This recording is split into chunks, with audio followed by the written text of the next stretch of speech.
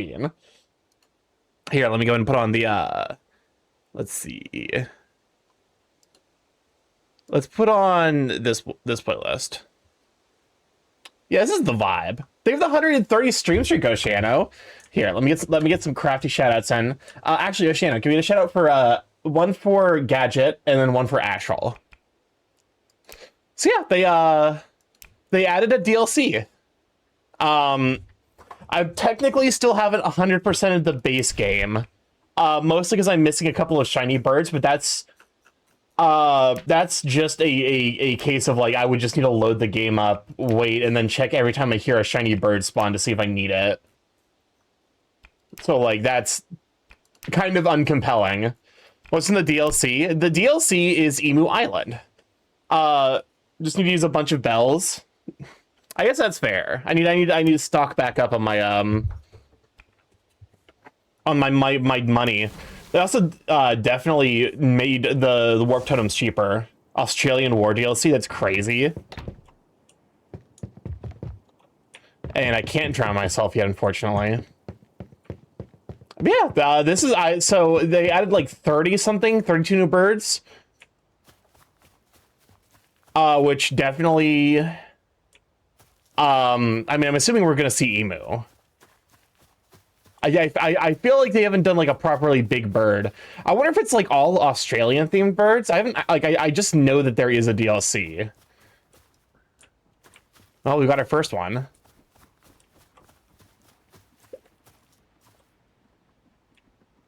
Why is my sensitivity so fucking high? Look, come on, Akabor. I'm glad I do Sweet Bean. A black swan.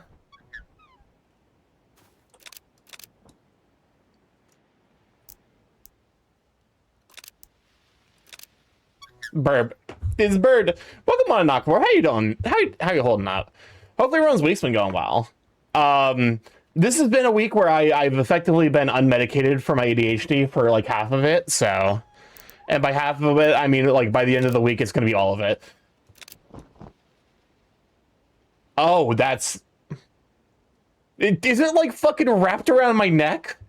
Is this swan laying on me like it's a fucking, like a feather boa? I don't like that. I don't like that thought.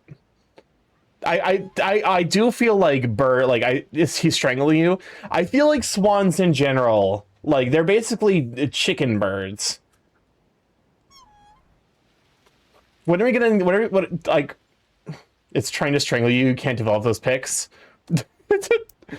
It's like, this bird has this bird has a reputation to protect, and it is not happy with the idea that I'm taking pictures of it. What the fuck was that? I definitely see something. Tawny frog. Oh, okay, so this, I know the tawny frogmouth is a Australian bird, so this might only be Australian birds. Look on the same dog. What have you, Sweet Bean? Is blood? Oh. Brown booby. Fuck. I got distracted. I got distracted with all the birds. Fairy penguin. What? What? What? Was that a fucking magpie? Did I just get swooped?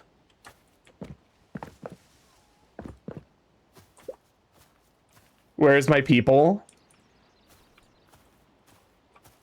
Did that fucking magpie just swoop me?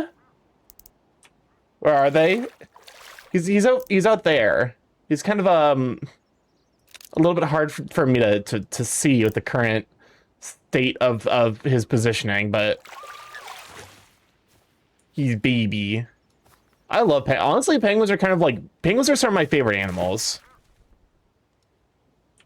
I need to play right now. Do it.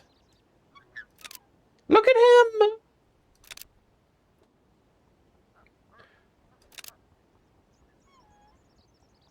Oh! Excuse me, did you...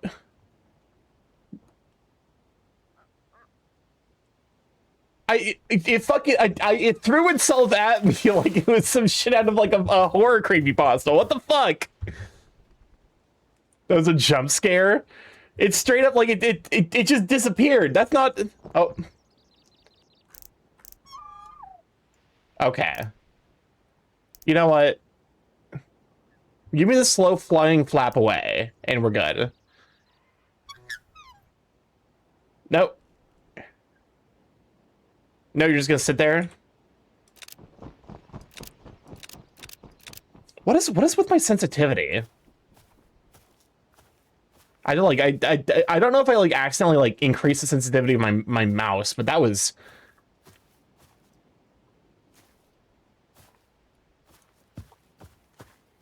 all right. Black Swan.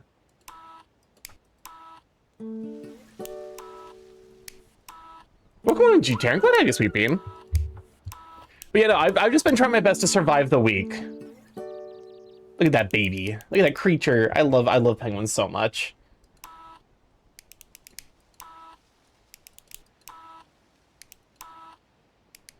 Happy you survived. We got one more day to survive. We just gotta get through tomorrow. You know what? This picture doesn't make any fucking sense. But I'll take the 3-star.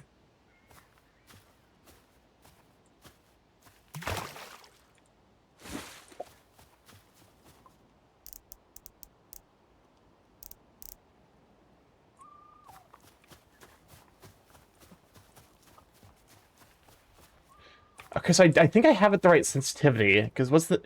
Okay. We don't complain, 3 stars or 3 stars. Yep.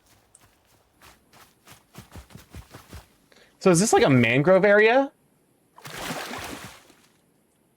Are there mangroves in Australia? I don't know anything about Australia's like geological structuring.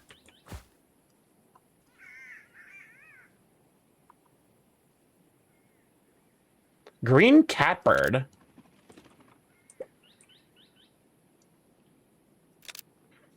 Again, it reminds me of the fact that like biologists are some of the worst at naming things.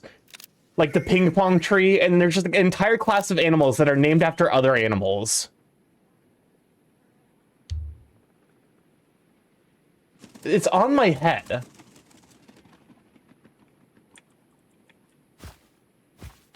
Can't wait for the Riz bird.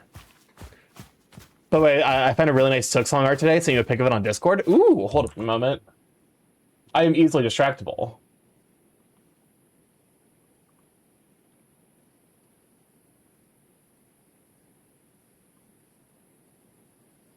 That is really good Silksong art.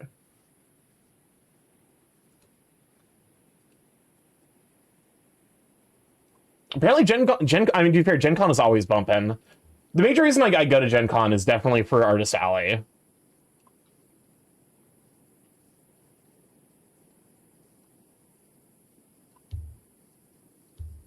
That's not... Hold up.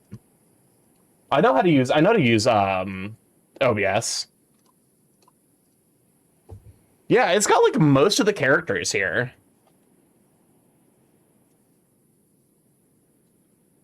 I do love the fleas are a very important addition.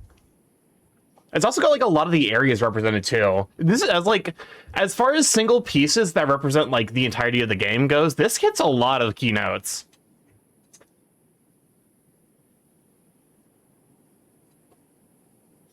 The only thing it's really missing, in my mind, is, like, some reference to Bellheart. Oh, never mind. Because Bellheart's right here. They did a Hollow Knight one, which is, as well, which I also brought. Ooh.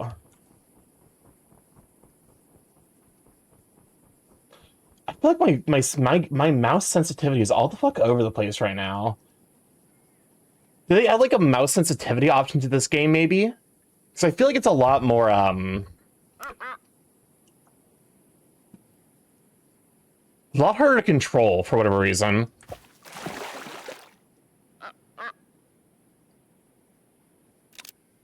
Or maybe I just got bad.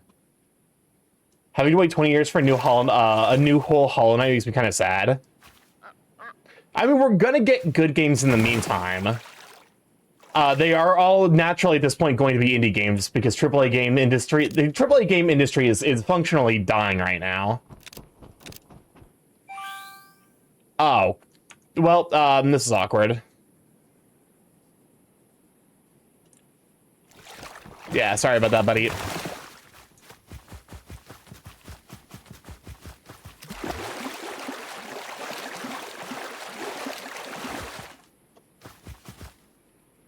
Yeah, my full attention is on indie with very few exceptions.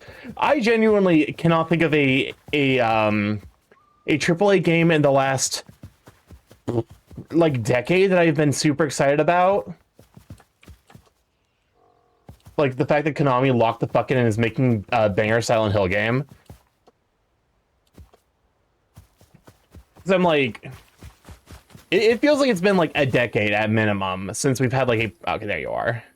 We've had like a properly compelling like AAA game that I feel like was actually like something that I was interested in.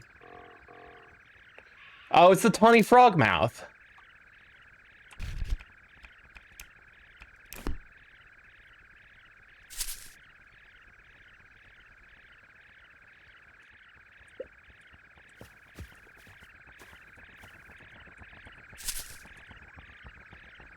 My dumb brain was going to say E33, but for a second I forgot that it is indeed indie. Yeah, it's weird. It's like it's indie in terms of like it doesn't have a like big name studio attached to it, but also definitely is like a bigger indie like you know it's because it like they're like, you know, they tried to be like, oh, the game is it's called Double A.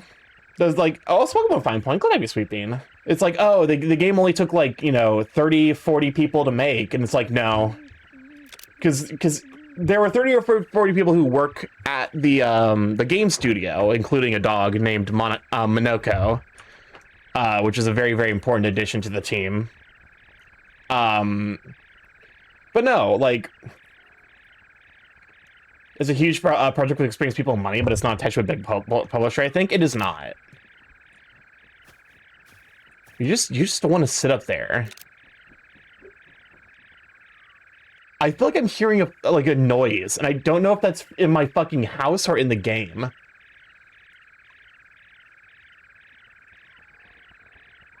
Is that the noise you make?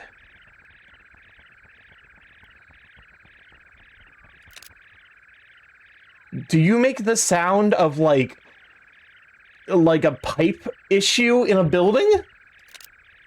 Yeah, being reductive about the effort and work of freelancers should be corrected. Oh, absolutely. And part of that is also like a you know, it's probably like game studios trying to like preempt the like discourse about how like they're firing a fuck ton of people so their games are intrinsically going to be worse, which they are. Because they're like being like, oh, E33 only had like 30 to 40 people that worked on it, and it turned out great. Everyone loved E33, but it's like the reason E33 is great was because the people there were allowed to work on it without fear of, you know, the being fired at any given fucking moment. Technically, the pipe issue sounds like a bird because it assuredly came first.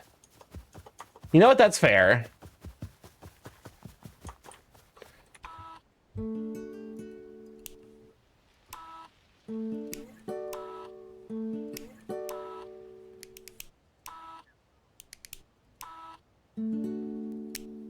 Brown booby.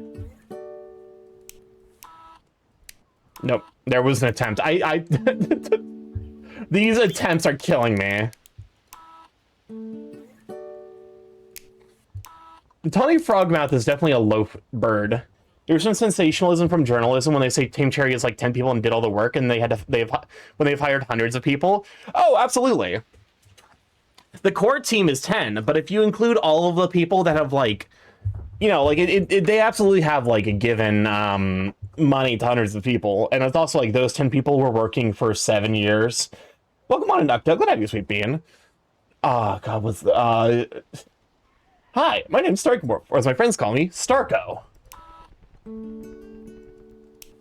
There we go.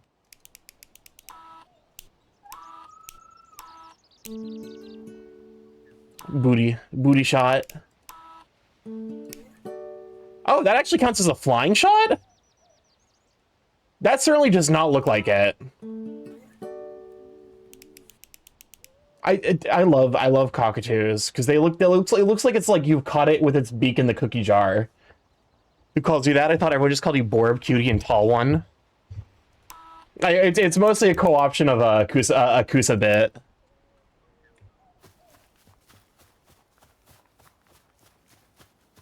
I don't got the sound effects. I'm certainly not gonna edit together a video for it. Oh, again? Sure. Why not?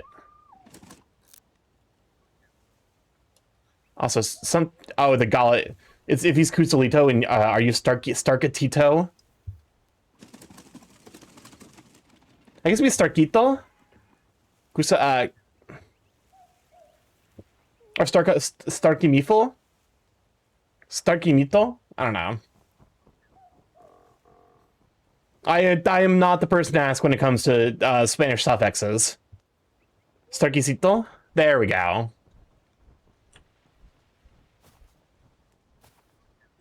Some kind of pelican.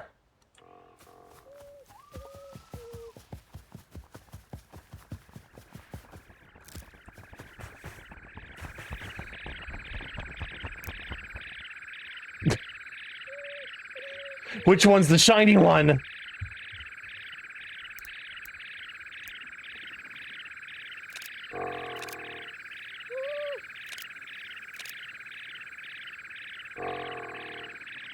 That is a horrifying sound for a bird to make. Why do you sound like that?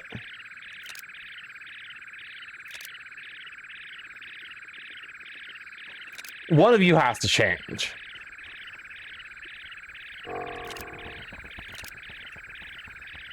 Oh my god. Well, we do have the key. Emu's confirmed. He's charging his beam attack. Welcome on, Tetralix. Glad I sweet bean. This fuck-ass emus. Just running around. I loved how they're like, it seemed like they were saying, what? What? What? You gonna front? It's a well-known fact that birds know Pokemon attacks. I mean, there's a reason flying is its own fucking Pokemon type. Even if it doesn't really, like, if it's more like a secondary typing.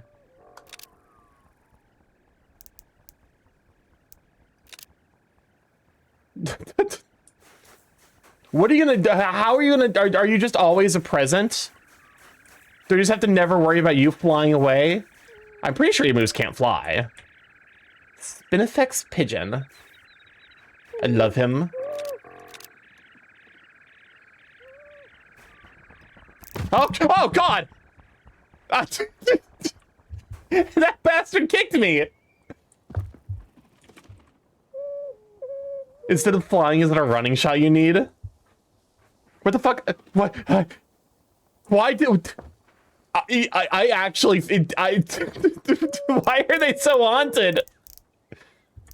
Bastard fucking birds. I was trying to take a picture of this fancy bird. You are now in a horror game. Always have been.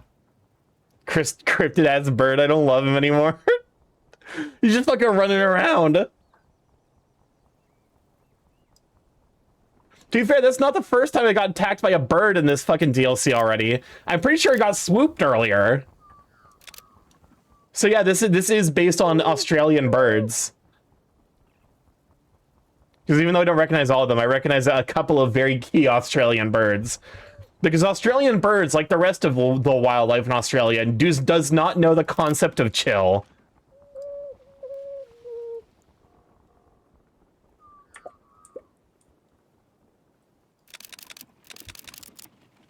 Oh, I'm at it.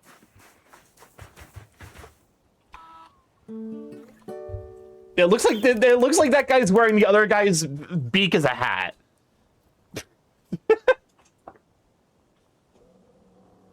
These are rare? These are rare? The fuck you mean they're rare? Look at them. There's two of them right next to each other.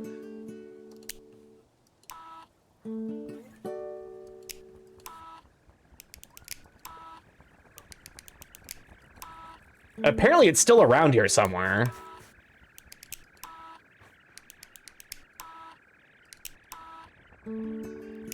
Two? No, fuck. Yeah, so the special 3-star we have to get is it running. That's gonna fucking take a bit.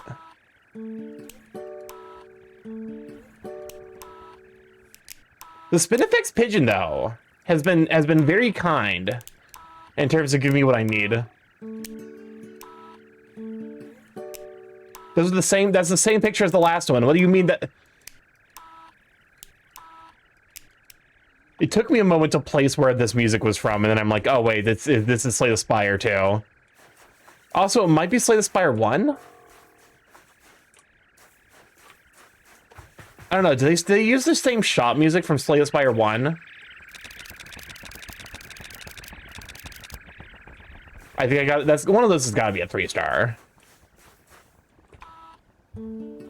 Oh well, the first one was.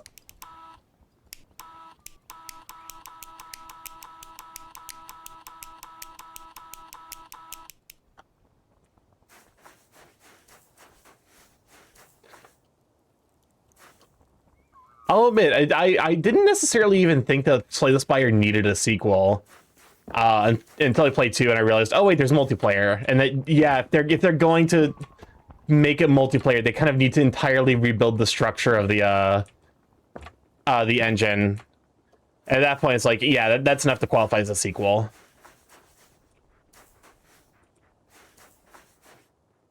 I feel like it's giving me like the ability to like find forced perspective shots, a la like I feel like if it would give me the like the special secret shots you could get from like Pokemon Snap.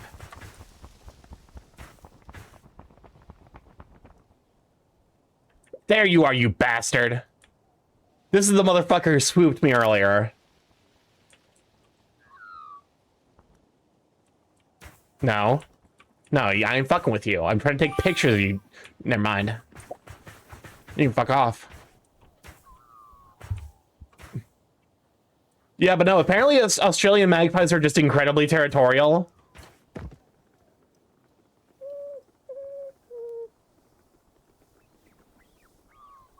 Where is that?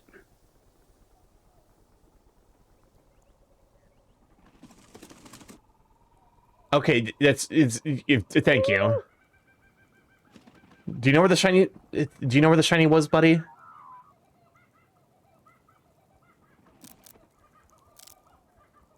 I don't think it's around here. Well, at some point we're gonna run into a shiny emo, and I feel like that's gonna be a fucking mess. I couldn't tell you why it feels like it's gonna be a mess, but it does feel like it's going to be a mess.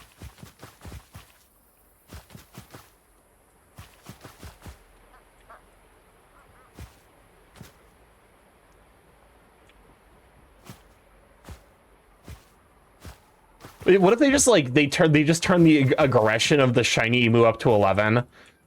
It sees you and immediately charges you off the side of like it clips you through the ground. Oh, it's a shiny penguin. I gotta get that shiny penguin.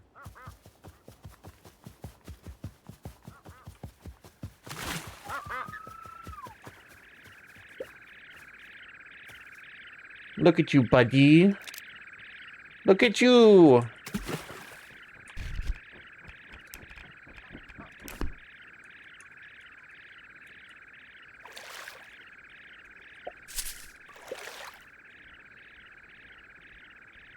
Don't you want the seed?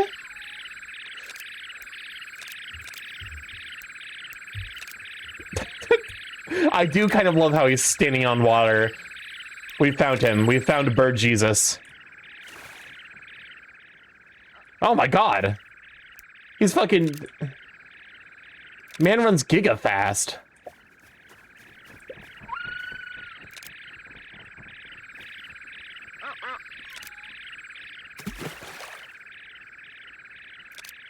Turbo birds.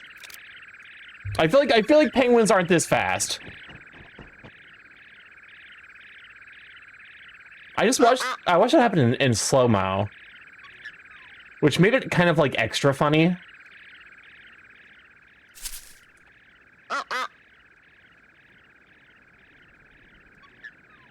But look at the budgies.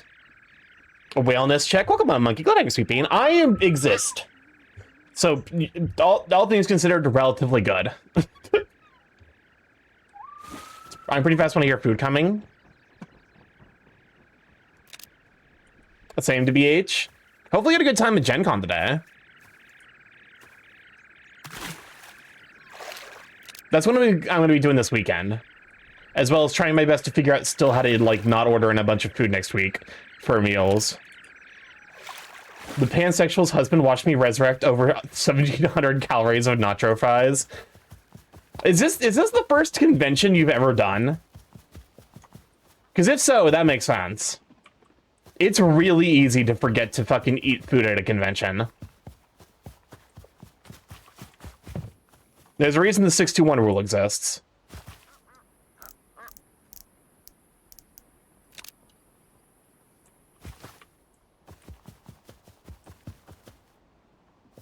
Six hours of sleep a day, 2 meals a day, and 1 shower.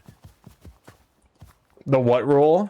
It like as much as the 621 is a funny number in the furry community, that is actually a rule that exists even outside the furry community in like convention going spaces. It's easier to remember if you're a furry because haha funny number. But I had a cheesesteak, a granola bar, a bagel, and some cheese crackers. Oh, that's you know, that's the core of what you need. Mostly protein.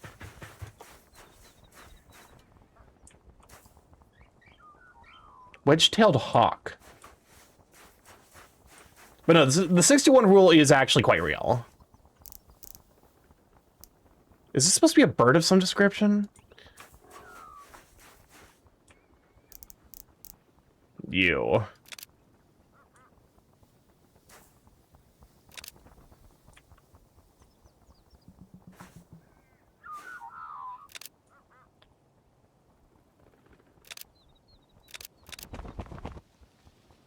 Oh.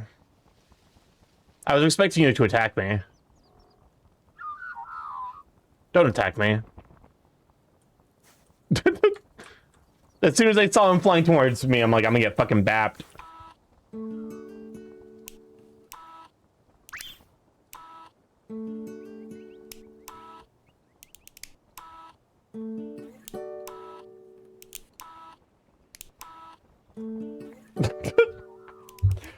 Front-facing birds are universally stupid looking. I love them, but they are universally dumb looking.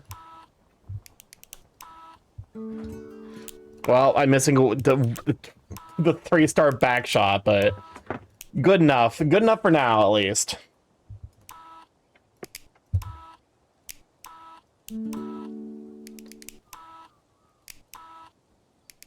Point of interest, cave. That's not a fucking 3... I hate this game sometimes.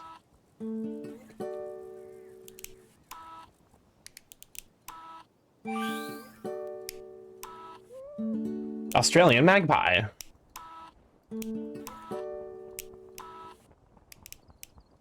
All right, another shiny bird has spawned. Where did you spawn? There we go. I was like, I gotta be able to Skyrim horse this. Also, yes, I do insist on using Skyrim horse as a verb. You cannot stop me.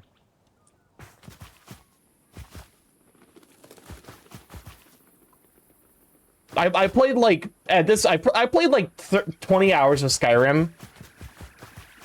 But like also it is you know, that is in my opinion the gold standard for like using shit to get where you're not supposed to be. Wampu fruit dove.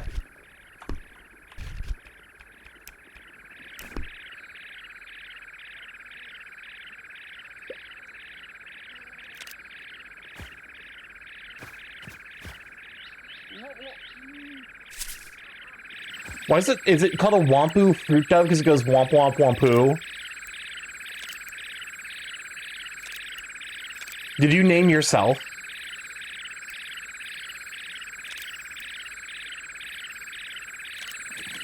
It's like how the Egyptian word for cat is mao. It's like, oh, hey, what animal is this? What animal are you? Meow. Okay.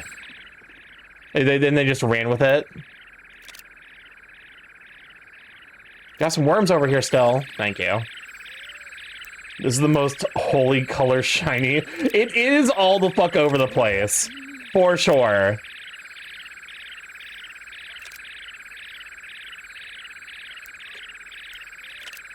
I do hope we get the Riz dancing bird, because I'm pretty sure that I think the dancing spider isn't Australian, but the dancing bird is. Or it's like the oh, what is it called?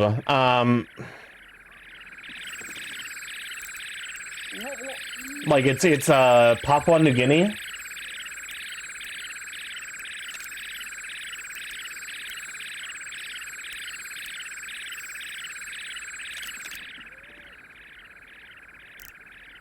Very pretty, though.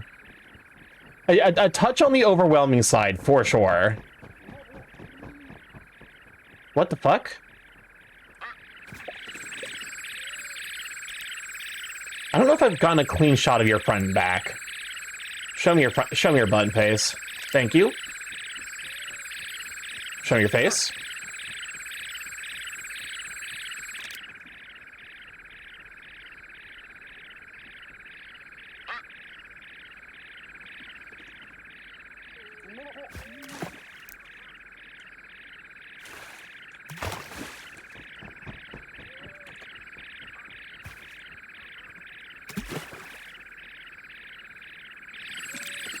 Well,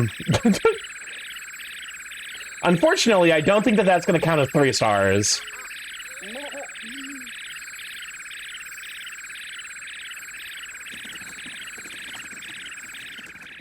Nah, yeah, no, that angle is not going to work.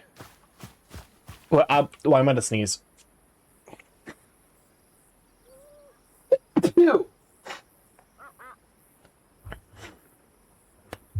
You know what? I'll take it. I'll take it. A single sneeze, one sneeze. You gotta take the rare single sneeze. It seems like those bastards always come in pairs. This is definitely one of those birds that looks dumb as shit.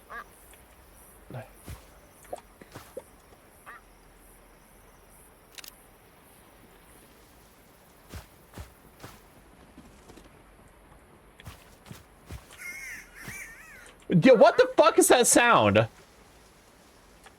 Is that what you sound like?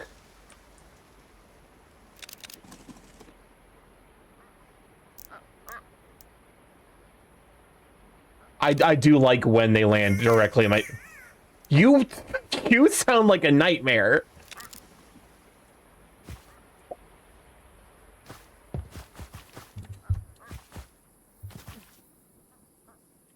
What the fuck? Oh, it's a lyrebird. Well, we found Slowed.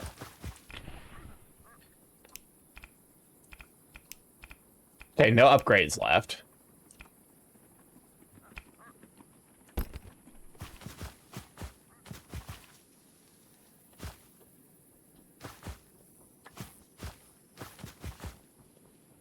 I definitely see there's like a duck-shaped rock over there. So I'm sure I gotta take a picture of that.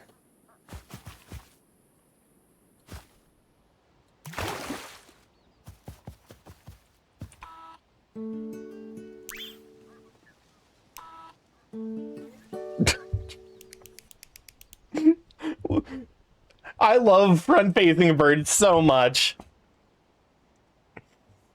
This creature has not a single functioning brain cell.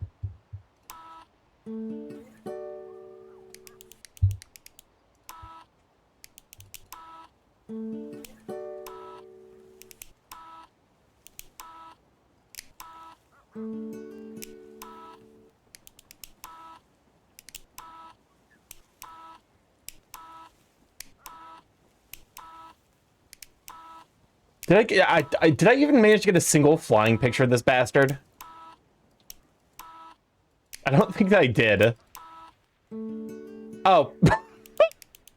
Well, You know, I was right that it didn't give me a 3-star, but I'll take the 2-star.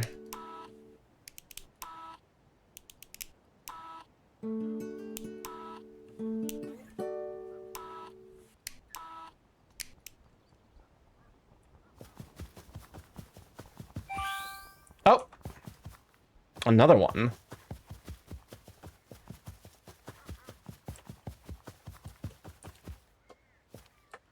So I wonder if the I imagine the rarities are probably associated with like how common these birds actually are to find. I didn't actually check to see what the rarity of the emu was.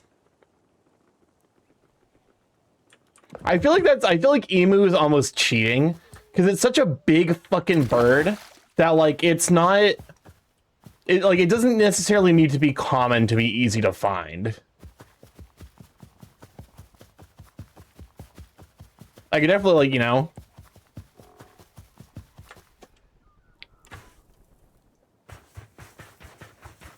Maybe the emu is rare because they're the last thing you see before dying. It's like the pictures of it are rare. The bird itself is not.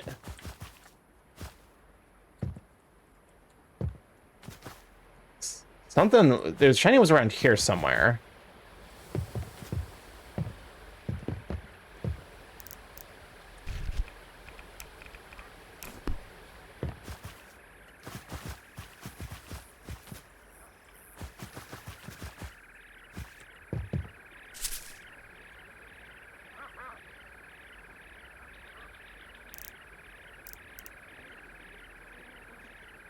Where is it? Oh, there it is.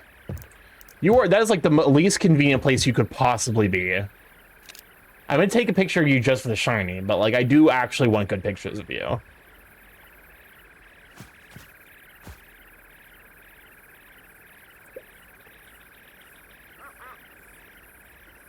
You're gonna be a real bastard, aren't you?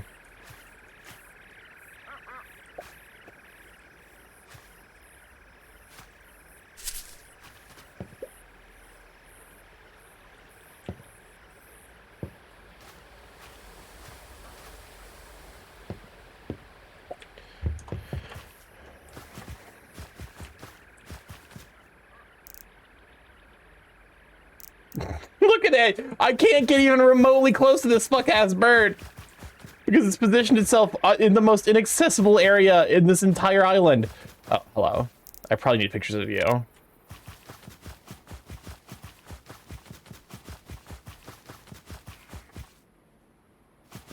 Birds are dicks, man.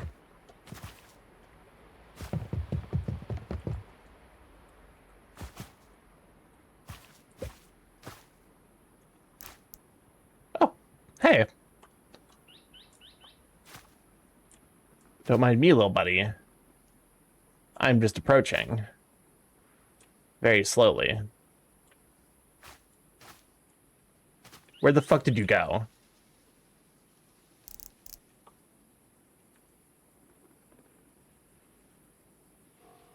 Oh.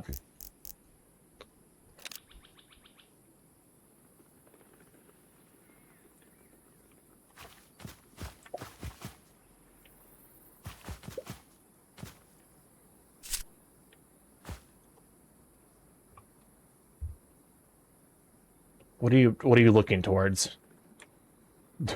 Why do you keep flying away from me?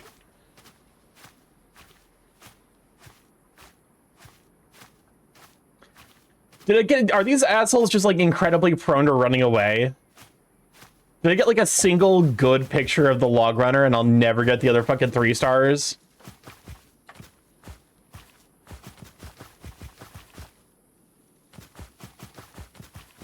Oh, well, I'll fucking come back to them later. They're common birds, so I don't really care if they're mean to get now.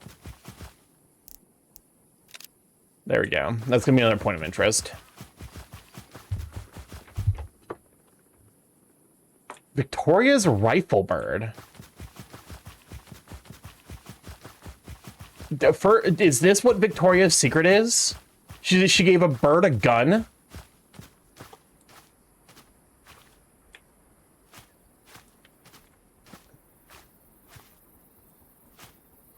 be fair, I think the recurring joke is that Victoria's Secret is is that she's a dude because Victoria doesn't exist. Victoria's Secret is a lingerie store was created by a man.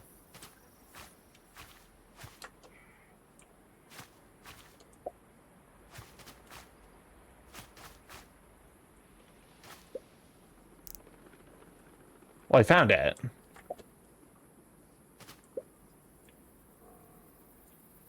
We're skittish little bastards.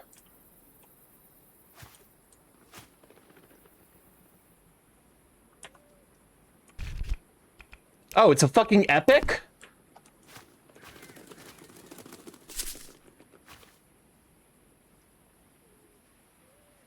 You're gonna be a right bastard, aren't you?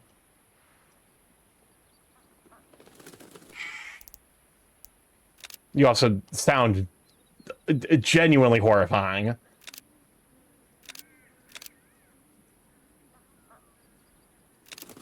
Why do all Australian birds scream?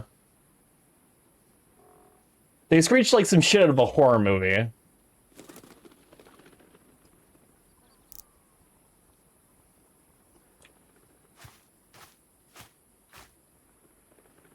Pink Robin. You are not... Oh, never mind. You are pink. This Robin is not... This Robin will never be pink. Immediately shows me the pink chest of it. And I'm like, oh, okay, never mind. You see, I was the fool.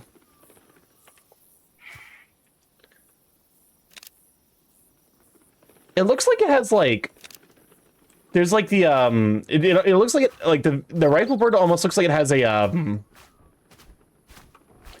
It's septum piercing? Why do you... Why... The frog mouth looks so unhappy. This bird looks pissed. It's like, how dare you look at me?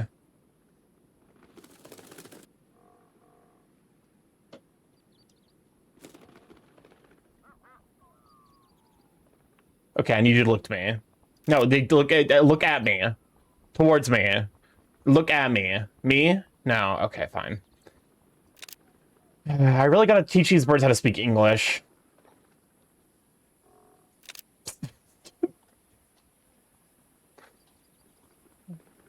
I'm gonna fucking crash out. Toward me! Thank you. Petting the board. Welcome on in Slifer. How you doing? Happy Thursday. Assuming, of course, you are in, you know, in the States, which maybe a bit of a bold assumption sometimes. 3 carvings. Rainforest bird statue. Victoria's rifle bird.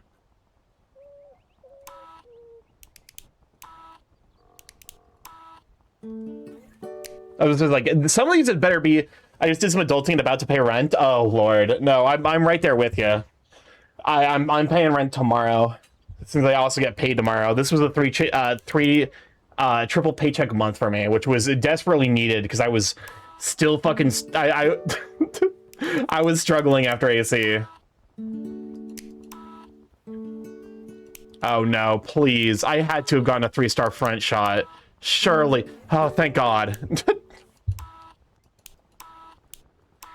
Oh, Nar, but yay, 3 checks. Yeah.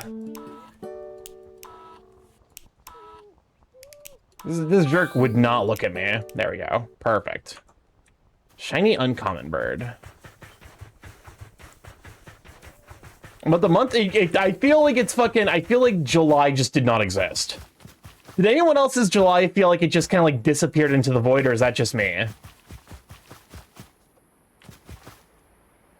Like, June was like, yay, Pride, we're having a good time. July just, like, it just disappeared. The last 30 days have not existed.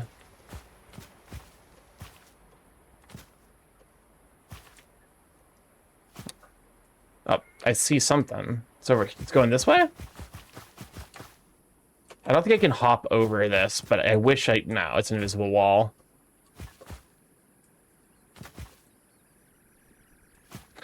Okay, this song did remind me of a meme I saw. Apparently, Wendy's has, like, green soda like a bright green. That looks like the battery acid. Superb fairy wren.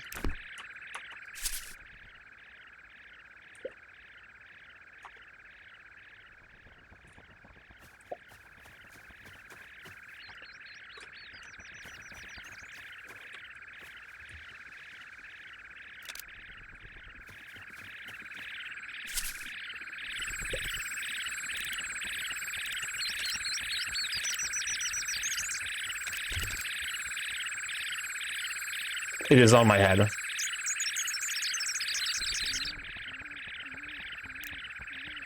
least the fairy wren sounds nice.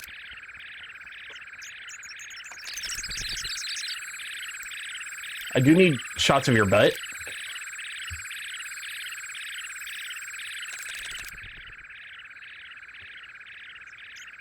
I don't know where it went.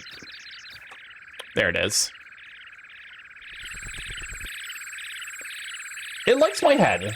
The birds love sitting on my head for some reason.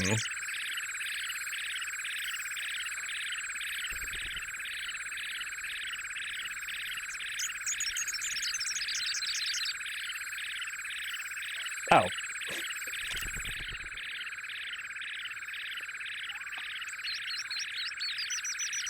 Yeah, no, I'm going to be going to Gen Con this weekend, so I'm excited about that. Admittedly, like, Gen Con isn't necessarily super my thing. It's mostly just an excuse to hang out with my friends. Because Gen Con is the biggest board game event, like, a board game event in the United States. I think there's a bigger one, I think it's in Germany. Apparently Germany really loves board games.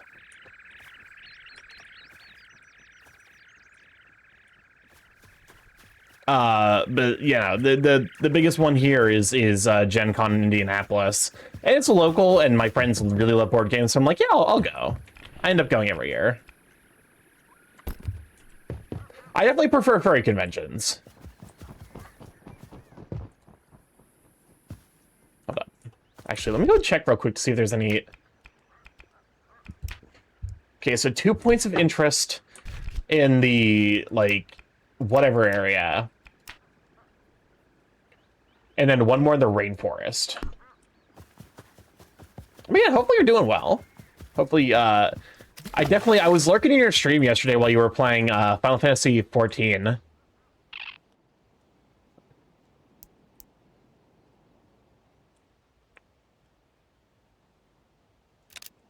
I'll admit, I'm not necessarily, like, that tempted to get into Final Fantasy XIV. But the temptation is there now that I can make a Hrothgar without paying money. Just put like an hour into it each month, and like after a couple of years, I'll probably be up to. I'll probably be up to the you know where the game exists now. Yeah, but I already have the side shot of you.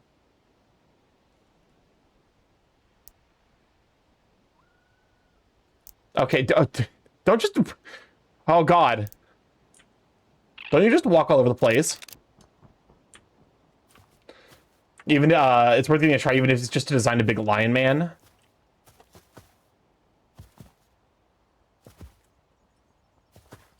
Yeah, I mean, to be fair, I designed a big Rogadine man. And then I was like, I got through the design process to make a Rogadine, and then I got into the game, and I'm like, I'm bored now, and I never opened the game up ever again.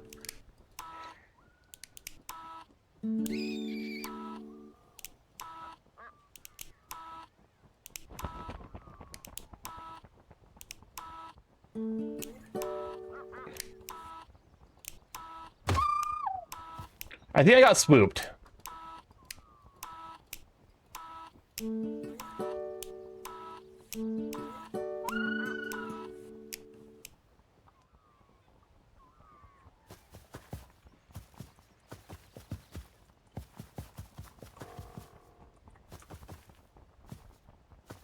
I definitely heard, like, the punch sound effect.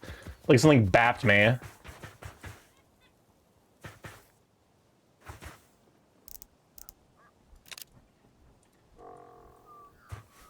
feel like that's gotta, like, because it's vaguely shaped like a bird. Vaguely bird-shaped.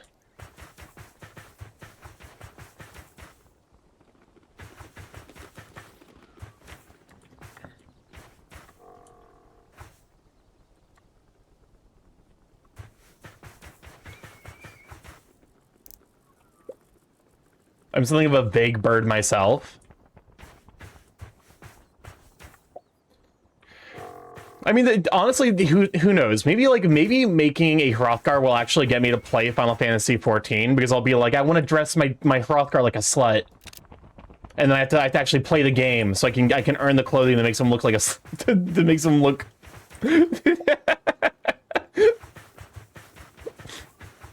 Let's go. To be fair, I have seen mods for I've seen various modded Hrothgar. I had a feeling you were back here. I just mod to look like a slut. That's fair. I was about to say, it's like my mods I think are also like they simplified that process a little bit. Australian bustard? Bustin' makes me feel good. You're an asshole. Was that you? Who was it? What around here is a dick? Who's drawn dicks? Oh, what? I'm in great danger. I'm being crushed to death. I made my Hrothgar short stack grandpa and I love him.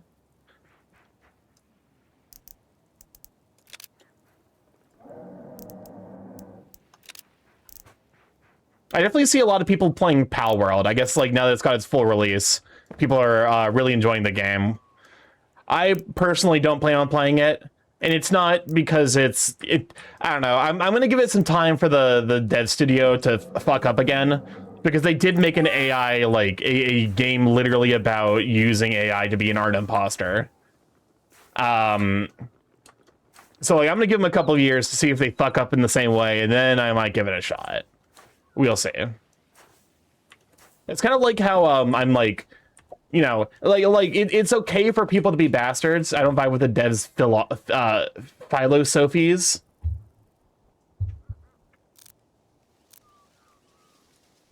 But no, like I think that's a rainforest bird. Actually, to be fair, I don't even have pictures of that one yet. For a bit, what are we talking about now? Pal World. And how the devs, I'm gonna give it a bit because it's possible they might put that money back into AI bullshit, and I ain't giving them money for that bullshit. Because they made a game called Art Imposters, which is about basically using AI, you know, AI generated images, and I'm like, that's fucking shitty. As a Power World, it's like I mean, it's a kind of another base builder, like automation-y, collecty, survival crafty thing, which is fine. It's not like extraordinary in any way that like I personally would find super compelling, but like lesser frigate bird.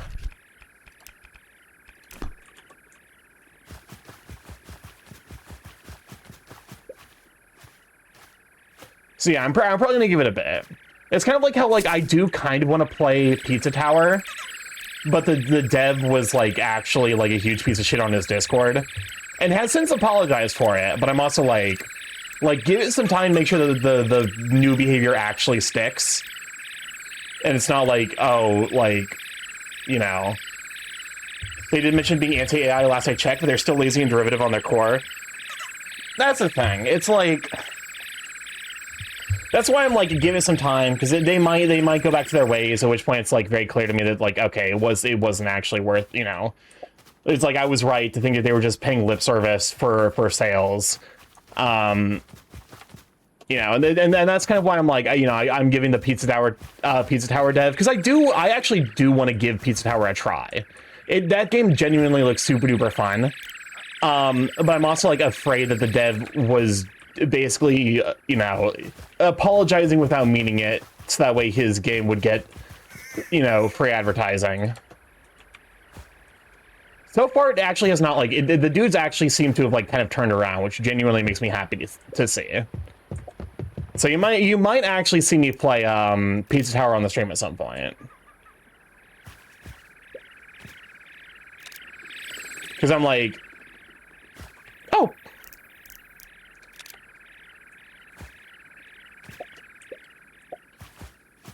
You know, I think the internet has like, the internet has the worst kind of memory. That's for the future to tell. Yeah, the internet has an infinite memory in terms of like bad shit, but it's also like there is no space to grow and change as a person. That like whatever the internet has decided is your primary like identifying thing, it just is the way that you are on the internet for the rest of your life, even though people are capable of recognizing when they do shitty things and improving.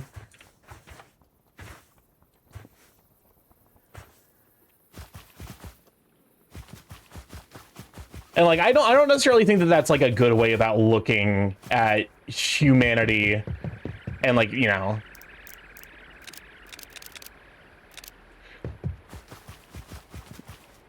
like it's actively unhelpful to the cause of like trying to make more people's lives better, to be like, well, this person was shitty once, therefore, you know, they can never be forgiven. There is nothing redeeming about them ever under any circumstances, because they did one bad thing. Which isn't to say that there aren't some people that are in my mind permanent write-offs. There are some people I'm like, yo, this person could come out tomorrow and like give like $1 billion to charity, and I would still think he's kind of an asshole. Shooting birds I see. But like, you know, there's like a subcritical point where I'm like, yeah, they were kind of a dick, but like they've developed and improved. Okay, so this isn't a point of interest. Fascinating. Also, people didn't be insanely judgmental of one person, but don't hold companies to the same standards. Oh, absolutely.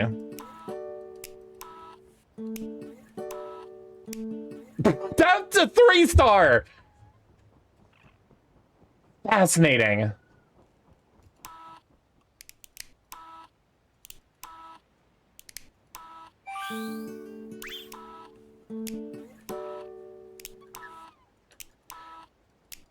Yeah, no, I think it's like... I think all of it is, you know, cough, cough, Disney, cough, cough. Oh no, there's a reason I've been boycotting Disney for more than a decade at this point. You are, you can rest there for a bit, but I need to... Where are you? I think it's one of the pinnacle or one of the peaks birds. Does it say now people keep attached to their shit?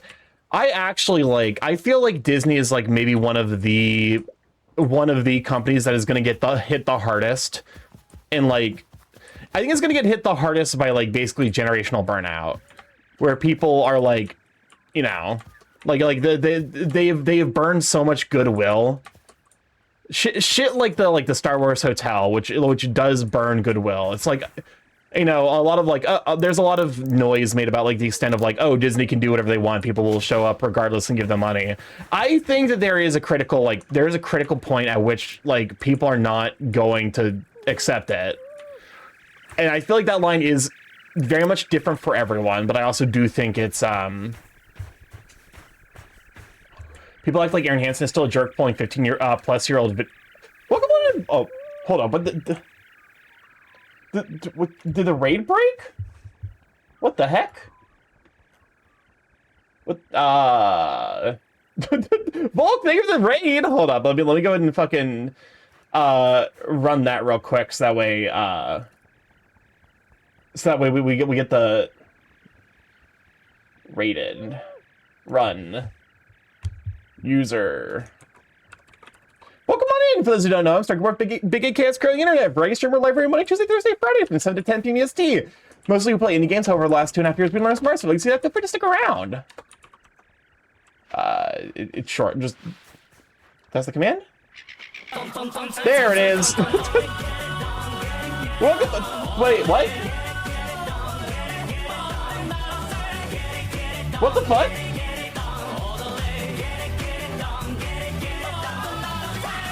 Welcome. Weirdest, the most bizarre thing of, oh, a raid happened. Yeah, I think I don't know if that's I don't know if that's like Twitch breaking, but here, welcome on to Bulk Wolf. How you doing? Unless I misread a thing. It said I thought it said someone was rating in for 10. This actually might be like a Twitch breaking code instance. Yeah, no.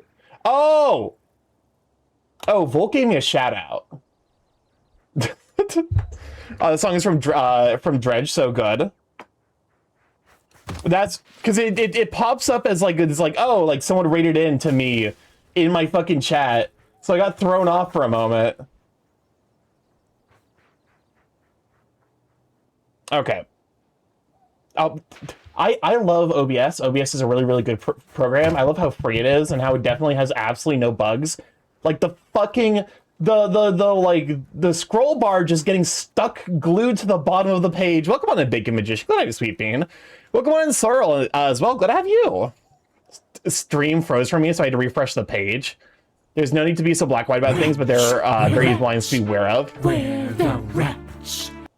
Have you ever had a dream that you had, you could, you do, you want, I'm in hell. you could Welcome do on, so, Sorrel, as well. Glad to have you. you could you want them to do you so much you could do anything? Okay, I got so thrown off there, but we're back. We're back to my brain somewhat functioning. Like I said, I've not been taking my ADHD meds. I'm doing the best I've got. I'm doing the best I can. Why are you so fucking wobbly? I don't like how wobbly you are. Should I shout out anyone? No. That was on me. And also Steam, or a little bit on Twitch, because like that doesn't seem like that's how that's supposed to look, but it's fine.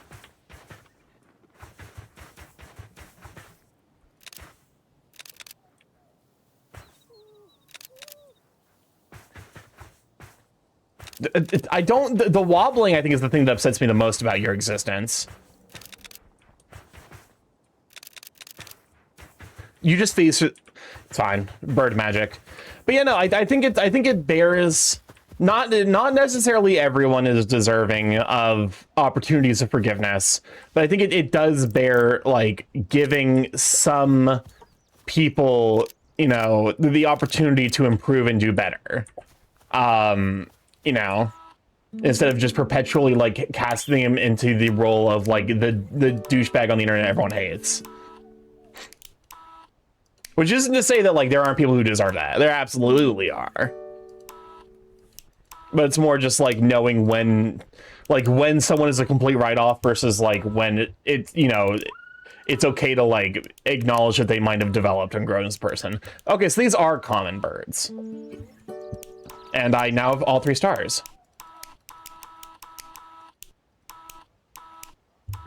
Show me the penguin butt. There we go.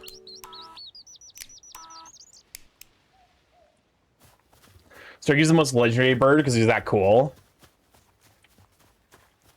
I'm just a regular. I wouldn't necessarily, to be fair, like crows are like a common species.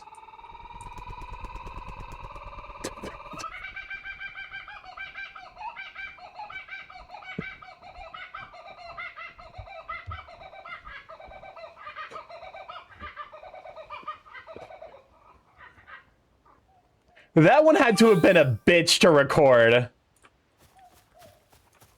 That one had to have sucked to record. Because for those who don't know, I'm so glad they did that call properly. The devs of this game didn't want to pay bird song copyrights. Like people who record bird songs sell it for use in games, but they require like copyrights. Which for a game like this, like for most games where birds are like mostly like a soundscape thing, that's not a big deal. For a game like this, where you have like 70 birds and all of them have distinct calls, actually starts to add up quite a lot. And it also is an indie game, so like naturally the budget's smaller. So what the devs did is they slowed down the bird calls until they were like within their natural voice range, and they replicated them and then sped them back up. Hi. I can't imagine that one was particularly easy to record while slowed down, though. Welcome on in, Jin. Glad to have you, Sweet Bean. Lurkin' but AO. Welcome on in. Can we shout for Jin? Where the fuck did the shiny go?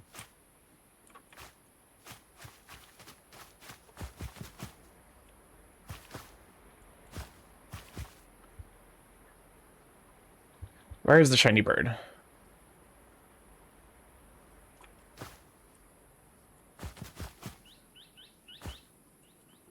Did I get faked out? Is it actually somewhere over here? Or is it on the beach? It's probably on the beach. Whenever I can't find it in these two areas, it's usually on the beach.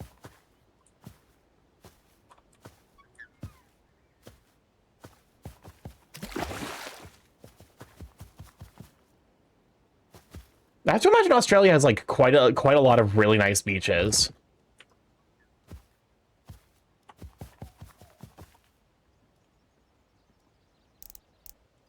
Wait, how big are fairy penguins? Because I feel like I feel like that, like the way that was framed, it made it look like it was like a foot tall.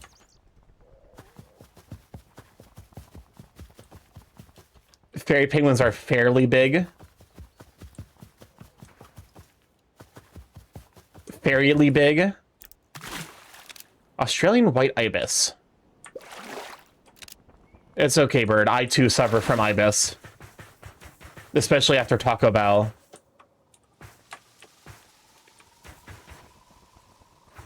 God, my brain is cooked, man. The level of comedy, like we're reaching bottom of the barrel. They're like 12 to 13 inches tall. Okay, so that's actually a relatively accurate height. And like that is a football bird. That's a bird I could throw like a football. Nope. Don't even fuck with me. I appreciate why games can't do it anymore, but I do wish, like, I do miss the pester balls in the original Pokemon Snap. Like you know, the idea is like, oh, like, you know, you can't give the kids pester balls because it teaches them the lesson that they should throw things at wild animals, which is dangerous for both the kid and the wild animal.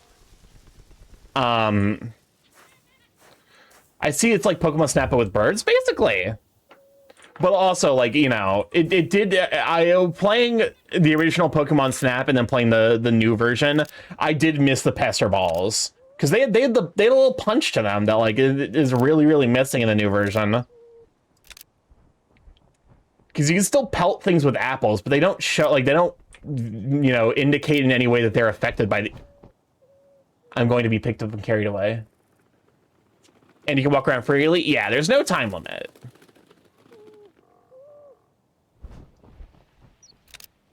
Crimson chat. Hey, chat, look, it's you. The Crimson. I'm currently watching this shit show in the Grimoire chapter and DVD as people are not happy. Basically, it was a vote where pretty much every vote for power was ignored because it was not fun. Apparently, they failed massively in the design as well, as we were meant to get an angel killer, but we got weird crab legs on a mess of colors. I mean, like, if you, like, biblically accurate angels, like, that's not necessarily an inaccurate representation of what they would be. But also, like, you know. I'm like, hey, behavior. Respectful, you guys have cultivated one of the most toxic fan bases.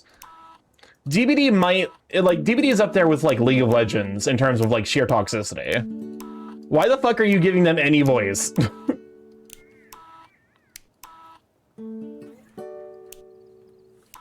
I hadn't heard that DBD was toxic. Oh, it's fucking incredibly toxic. It's really bad. They fucked up the Morias. They showed the vote as the killer being torn in half. That was not possible until much later, after the vote was finished.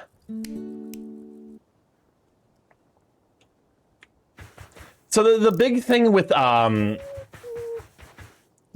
why DBD is so toxic is in part because of the fact that you're locked into what you're capable of, like what you're capable of doing in a match before it starts, which means if you bring haha funny like meme build, you know, and then you run into someone who's you know, someone who's like just been bullied themselves and they're running a bunch of like toxic meta shit, and they end up like ruining your night because like your haha funny me build was like immediately heavily countered.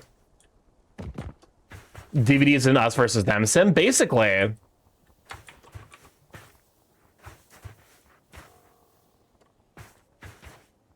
Also, there's like a lot of things that players can do to make the game extremely unfun for the other side. And a lot of the times, the things that they can do to make things unfun for the other side are also like the extremely optimized way of playing. It reminded me of the one Hinge message where a guy mentions he uses the R word sometimes and eventually mentions the game he plays, including League of Legends and Dead by Daylight. Of fucking course. So the Q survivors think killers are super OP, while killers blame Survive with Friends for making the game extremely survivor-sided. Oh, for sure. Like you know, the history behind the toxicity of Dead by Daylight is genuinely fascinating. Dead by Daylight was my jam. I didn't care for it when I tried it.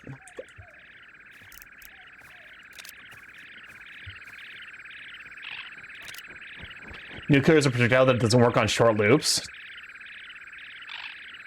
Do you mind?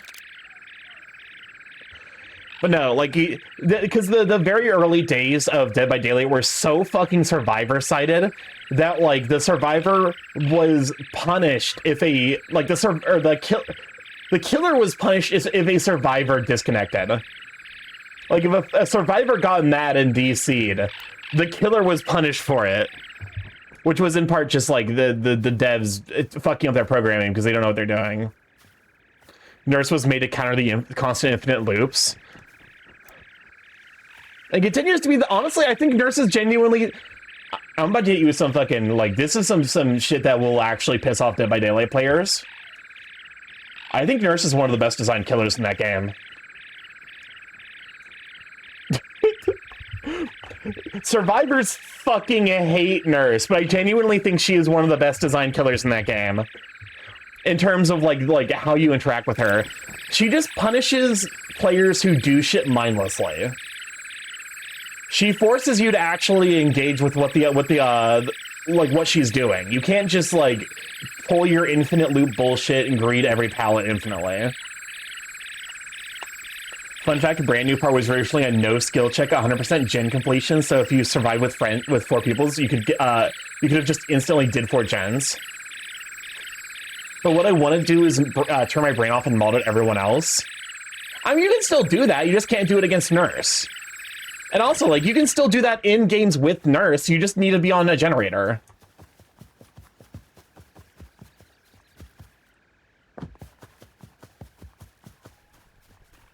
The thing is, it's like, you know, the game was so deeply survivor-sided for such an extended period of time that I genuinely think people just got, like, super into optimizing around, like, letting the killer not interact. And so as soon as there's a killer where they're forced to.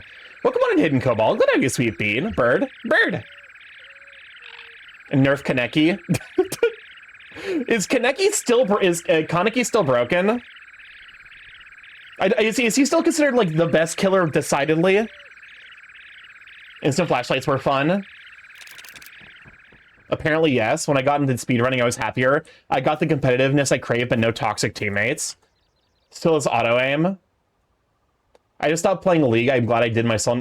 Genuinely, okay, I played Dota 2. And as much as I absolutely adored that game, as much as I genuinely adored playing Dota 2 when I was having a good time with it, it actually, like, quitting it did make my life better. He is fun to play as, but shit to play against. Nurse just ignores windows and pallets. Well, Nurse doesn't ignore them. Nurse interacts with them in a different way. With Nurse, the mind game is different. Because you need to engage with whether or not she's actively charging her power. She can ignore pallets and windows occasionally, but as long as you like keep an eye out for when she starts to charge her power, you can fake her out and force her to go to the other side. Like, Nurse mind games are just they're different. I hear Professor Oak in my head. Wonderful. This bird is going to be the biggest pain in the ass to get the 3-star flying. I think speedrunning is actually like a pretty good way to like go about interacting with a competitive rule set that isn't toxic. That bird sounds like the gnome. Gnome! I like fighting games, but I would be lying if I said that there isn't still an element of toxicity in them. I got a sub 230 on Getting Over It, still one of my proudest achievements. I'm assuming that's you mean that's 2 minutes 30 seconds and not 2 hours 30 minutes. Because I know yes, lol, 2 minutes 30 seconds. I know that the task for that's like 15 seconds. Like it's way shorter than you'd expect it to be. Play older fighting games that aren't receiving updates anymore. That's not better. That's so much not better. That's not better at all. Because the problem is... Where the rats? What's up, Crisp? It's about to be the other month of the year. Summer almost over already. Fun while it lasted. Welcome on to Last Talk. Good on you, Sweet Bean. With newer games, you are definitely getting more, like, the players are going to be on average a little bit saltier, but they're also going to be a lot worse. The people who still play old fighting games are the people who are so fucking dedicated that they absolutely will trap you in the fucking the pain vortex. Playing an older fighting game with people who know what they're doing is absolutely the experience of you will spend the first 20 hours learning how to block, at which point you may begin to learn how to combo.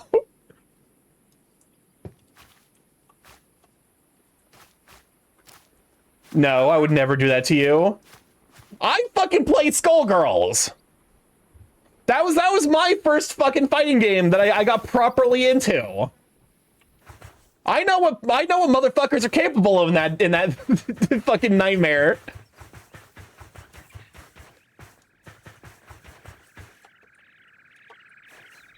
For context, the reason why Skullgirls is an especially egregious example of that, Testament got me into Guilty Gear. So Skullgirls is based on the structure, the way Skullgirls combos are structured. It's almost impossible to touch of death, but in the middle of combos, you can basically drop it to get back the ability to extend the combo, and you can set some really fucked up mixes to do that, like some unreactable four ways where you just have to guess. And so people who are actually good at Skullgirls are basically encyclopedic knowledge of okay, this is what this character is capable of doing. This is what, and then they need to suss out player tendencies depending on what specific matchup they've got. If you're playing Big Ben and you got hit, you'd better know how, you'd better have sussed out your opponent's tendencies, or else you can say goodbye to that game, or at least the character.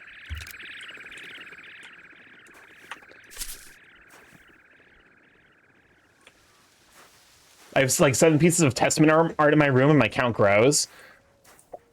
I'm trying to think. Testament's the one with the scythe, right? Or is Testament the one with the mech suit? The day I saw an actual good player's combos in Skullgirls, I knew I'd never be good in that game. Okay, here's the thing. As much as I'm good players in fighting games are overwhelming, I think it is also a kind of an important reminder to be you don't have to be good to enjoy fighting games. And honestly, everyone who plays fighting games kind of shit at them. Every single player. Because there's optimized play doesn't exist. Every single decision that an opponent makes could be countered by something that you're doing. Outside of there is the Fox Shine Infinites in Melee. Oh no, I'm shit at all fighting games. I'm probably an above average player. I'm only okay in 3 of them. What 3 fighting games do you play? Because I'm probably an above average platform fighter player, but I'm not necessarily, I say above average. I'm according to the statistics from Rivals of Aether, I'm in the top somewhere between 30 to 25%. Somewhere in that range. I'm definitely in the top half. And it's probably a little bit better than that nowadays, because I have gotten better. Gay Furry play Rivals of Aether. I play Clarin. I also play Clarin. To be honest with you, I am mostly in Clarin jail until we get Molo. At some point, we will get Molo, and I will actually be able to, like, properly main a character, because Molo is so goddamn fun. I was having fun playing Loxodont, though. Stompy Meatball Boy. Loxodont's just, like, a very, very good new player character to learn. He's probably the most forgiving, like, of the characters. He's definitely got some sauce at higher levels, but, like, in terms of, like, things that you would need to, like... You know, a lot of the things that are going to be like sticking points for newer players, actually relatively easy to understand with Loxodont.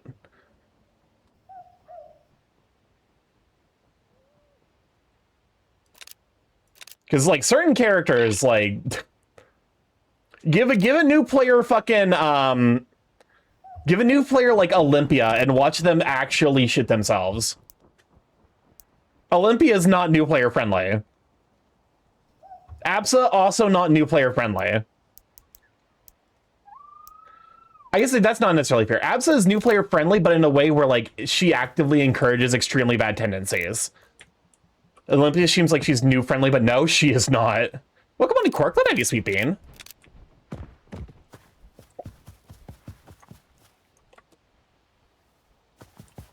Too stubby. Oh, yeah. They really said, what if we combined Little Mac and Ganondorf, gave her an equally difficult recovery to manage, and then also gave her fucking Pikachu normal range. Little smack.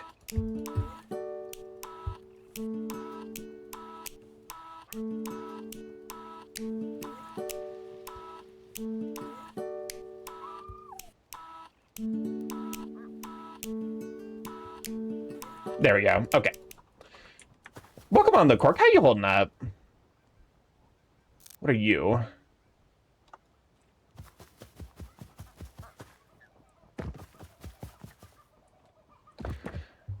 I didn't find any of the characters toxic. Good Orcane's making me want to rip my hair out, but at least his mechanic is interesting. To be fair, like, we play Clarin, so like naturally we're gonna have a little bit more patience for bullshit. But Clarin is generally considered to be like one of the saltier inducing characters because players do not like the tip stun. I do okay in Guilty Gear aside from Strive, all Blaze Blue starting from the second, and it's when my main was released, and 2 Persona 4 Arena games.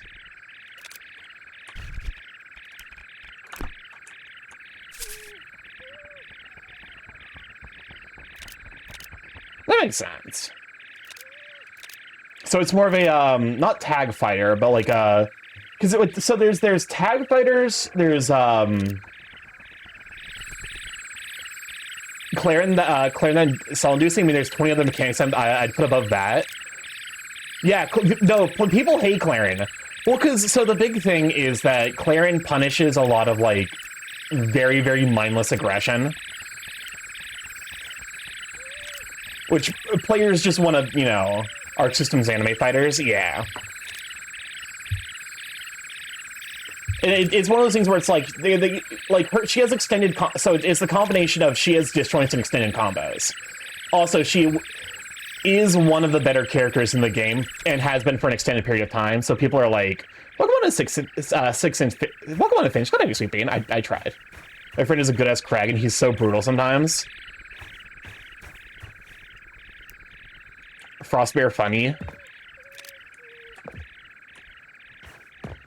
But no, like I think the combination of like, because like with Clarin, like she kills you off of one hit and she kind of needs to. Otherwise she would not be a functional character. But she's got disjoints and she's got extended kill combos, which means that players do not like fighting her because it's the cutscene thing where like when you get hit by her, you need to know how to interact to like minimize damage. But her combos can still be kind of long.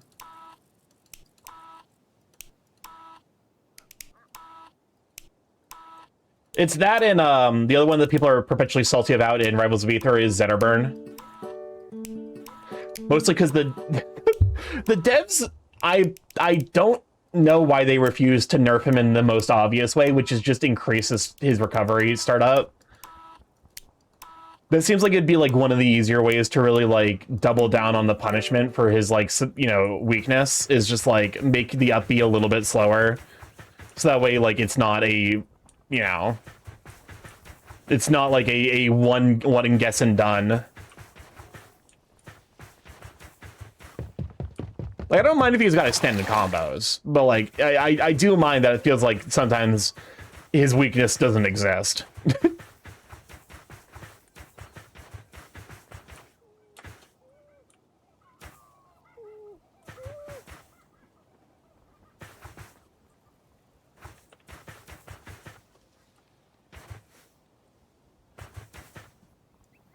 Hold up. I was just like, I need you. I need your butt.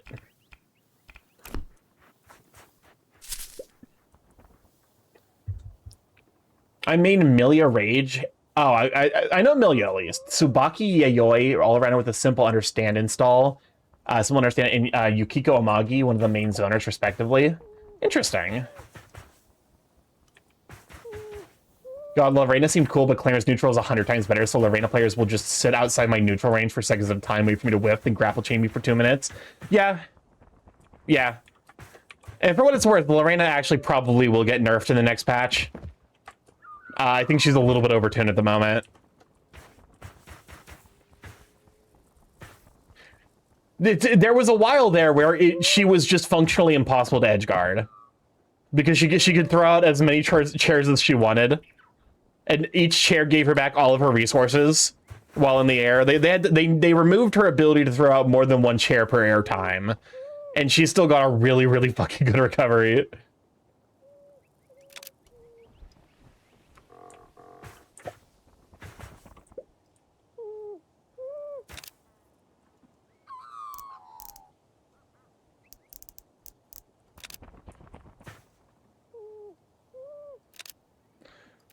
One of these is going to be your back, right? Surely. I do love that I can see all the Smash moves influence. I'm like, oh, that's Link's up special. The next character, the next Rivals V, the character that's dropping in 4 days, is just Kirby. They just took Kirby. It's Kirby down tilt, Kirby down air, Kirby up tilt, Kirby rock. It's just Kirby. Kirby throws. But he is a platypus made of goo. But they stitch characters together and make them unique along with each character's gimmick. Yeah. So like even though there's inspiration, like sometimes character combo trees will be completely unrelated to each other. Kirby Rock is the most common move I see. Easy to see why. Jump well out of danger range, then turn invincible. Oh, for sure.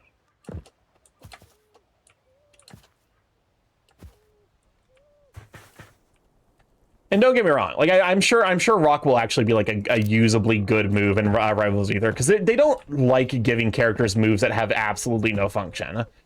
Looking at you, Yoshi Egg Roll, or Jigglypuff Rollout. We'll go on Crush Hall. Go ahead, you sweet bean. Like they don't do that. They don't get like they're like, okay, here's a character's like I'm trying to think of the no, don't. I got a bird on my head. You wouldn't hurt another bird, would you? You would. You would. Yoshi Egg makes me sad. But I miss the truly broken egg throws in Melee. I think honestly, okay. I don't play Yoshi. I do wish we would get a Yoshi-like character, because I genuinely think Yoshi, when played well, is sick as fuck in Melee. Like, watching Amsa play Yoshi is so fucking cool. Do you like this? Do you like this? So I do wish we would get a Yoshi-inspired character in Rambles Be There too, but...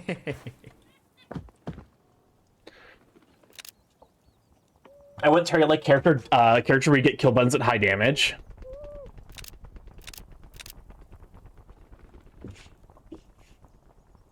I'm trying to think. Honestly, that's kind of just Lorena. You might like Lorena. You got to deal with her fuck ass neutral, but like once you do, everything combos into each other and everything combos into a kill move.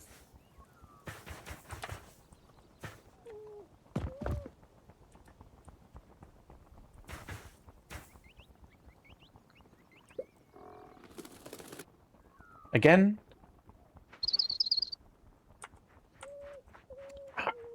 This is a good song, but I feel like it's not quite the vibe. I was like a little bit higher energy.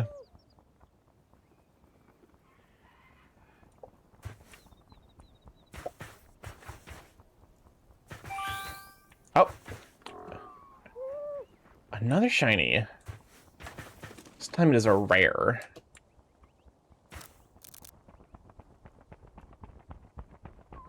New character is Flubber. Oh yeah. The new character is basically just Flubber. He is a platypus made out of goo. His name is Gooey.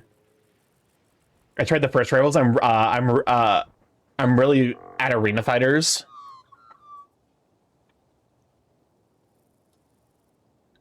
Remember how Flubber killed someone by going out their ass? That sure was one of the movies of all time.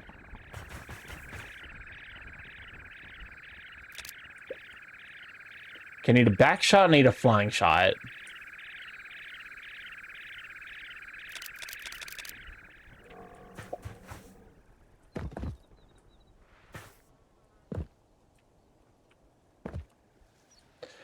Gooey looks fun. Oh yeah, no, like Gooey absolutely. I'm excited to see.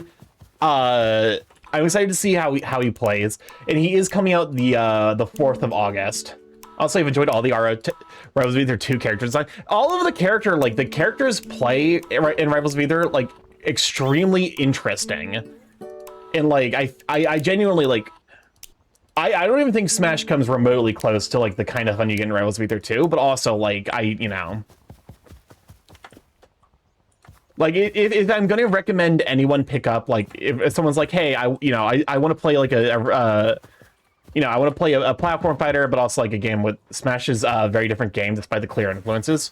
Yeah.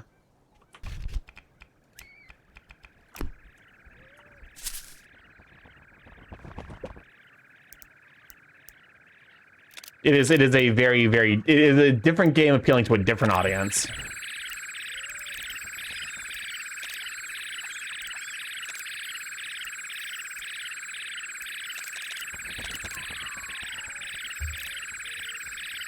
The furry audience. I mean, in a sense, in my mind, the major audience that Rivals of Aether 2 appeals to was like the hyper optimizer, because there's so much tech and shit in Rivals of Aether 2 that it's like, you know, it is very much it is the like fighting game equivalent of like, it is the platform fighter equivalent of like Skullgirls, or like apparently the new Avatar game is actually sick as fuck. Yesterday, there's a new event in ESO of the Mad Gods Holidays. In ESO of the Mad Gods Holiday, and one of the quests gives you an emote that TFs you into a cheese statue. I do wish we got story or cutscenes of the characters. Smash doesn't need it because we know who many of the characters are. That is apparently something that they are working on long term.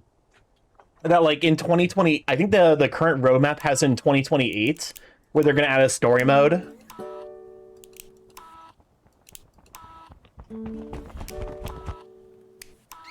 Something has landed on my head.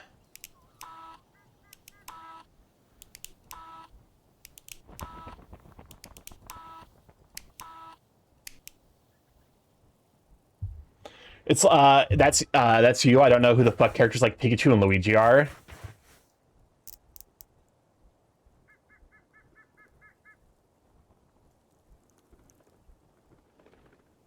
Luigi is Green Mario and Mario is Mario. That's a good way of describing it. Although I thought Luigi was the enemy of capitalism. He's that as well. Those two things are not mutually exclusive. Luigi is a guy who shot... He allegedly... I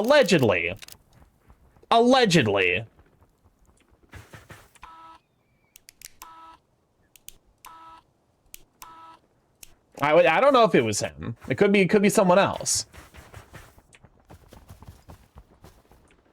It's funny because you can just randomly just become cheese whenever.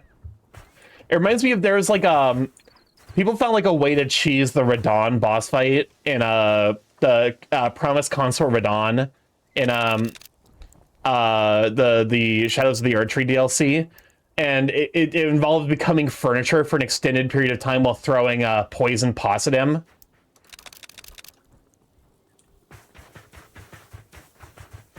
Which I think is like, honestly, isn't that kind of lore accurate? Didn't Radon kind of die because he got poisoned real hard?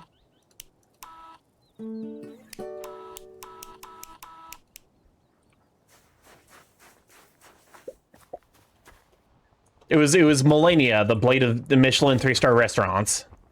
She did it.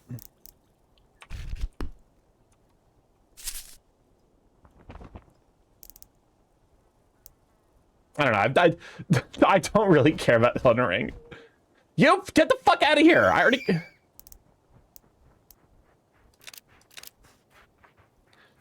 I think the CEO shot himself, to be honest. We'll never know.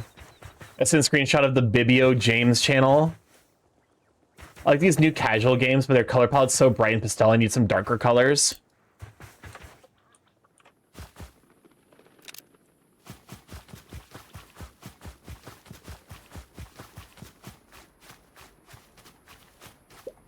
I mean, for a bird game, it makes sense that it would be relatively bright.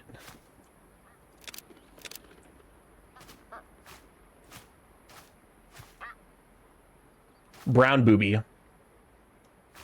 Show me the booby. Where's the booby? Oh, come on, Suda. Go ahead, you sweet bean. Think of the hydrate. And the stretch. But yeah. Yeah, the pets.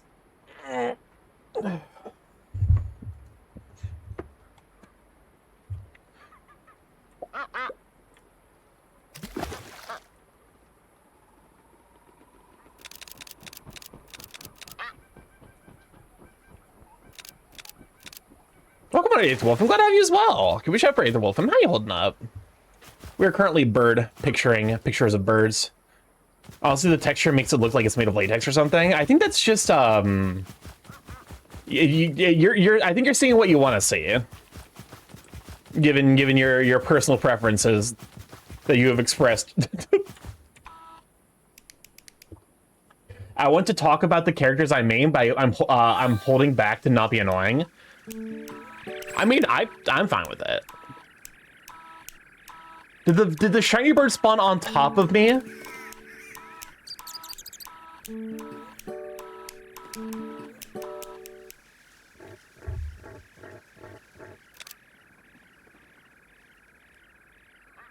It's a fucking cassowary. Game, you expect me to take pictures of the goddamn cassowary? This is not a fucking bird. This is a dinosaur.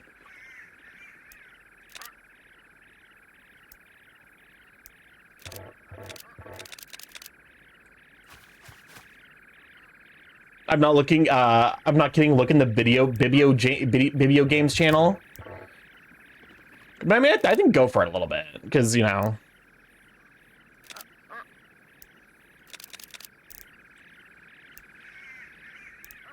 I don't like the way they wobble still. Once, you know, here. I imagine I got some 3 stars.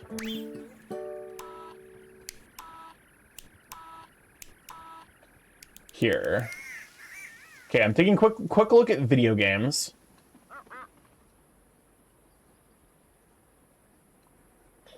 I need to make sure that there's that was in fact cheese. That's cheese. You're turning into cheese, all right. But it looks more like you're wearing like a cheese zoot suit. That's the term for the what is it? It's not latex. It's the other like stretchy, but it's like stretchy material that's breathable. I can't remember what it is, but like the suits that are made of that, and like they even have the face covered, but you can see through it because it's got like a bunch of holes. Zentai, that's it.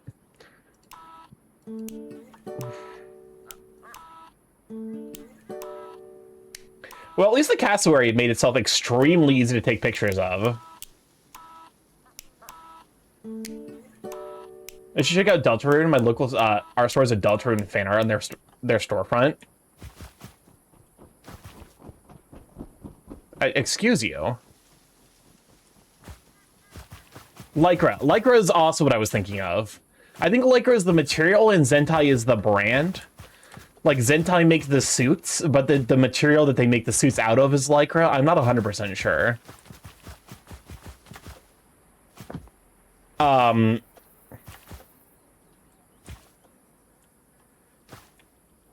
would play Deltarune, but I don't have the game, and I keep forgetting to wishlist the game. You can just buy. You can just buy it now.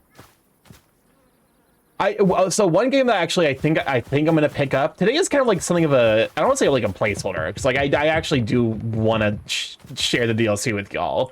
But a game I was kind of I picked up that I kind of want to play is Bistro. There's another game that came out. Oh, that's right. I need to play Dench Attack. Although I'm gonna be honest with you, Dench Attack is probably going to have to wait until I am in a place with better internet connection. It's straight up fucking like that's some echo cryptid behavior for absolutely. I enjoyed Undertale. I missed the whole taking over the whole ass world for phase it had. I just thought it was cute. I mean, I'll be honest with you. I think it's a good thing that you missed the whole it took over the world, because the fucking the discourse around it was incredibly toxic. Mostly because people. Excuse you. Also, I forgot to mention Shilgaroth, the mad god loves cheese, and I think he's just mildly lactose intolerant. Because, like, as someone who I played Deltarune the day, not the day it came out, but definitely the year it came out, and then watching the fandom basically slowly detonate from the sheer load of cringe was not necessarily. I mean, it was kind of entertaining from a Schadenfreude perspective, but it was definitely like it was not a good community to be an active participant in, shall we say.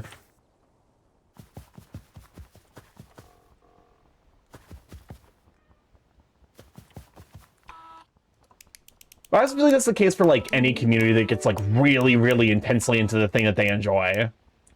Where it's like, I heard the fandom was all weird and toxic, but I missed all that. My major takeaway, the thing that in my mind set it apart from like any other extremely intense online fandom, was just the sheer massive AUs. Like, it's like, because like, you know, fan fiction is a thing.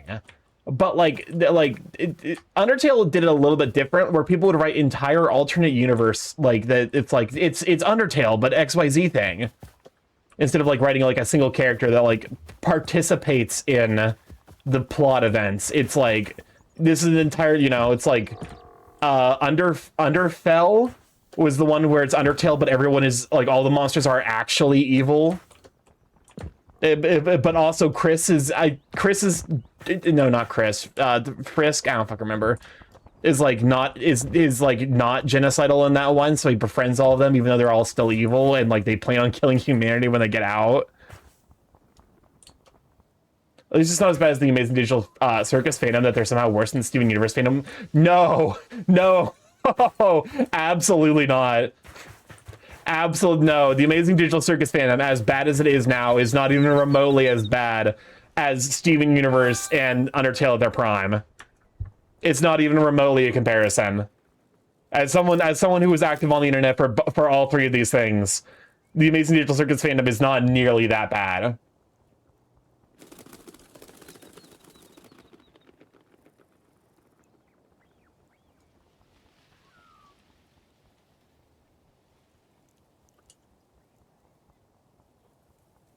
It's a silver goal.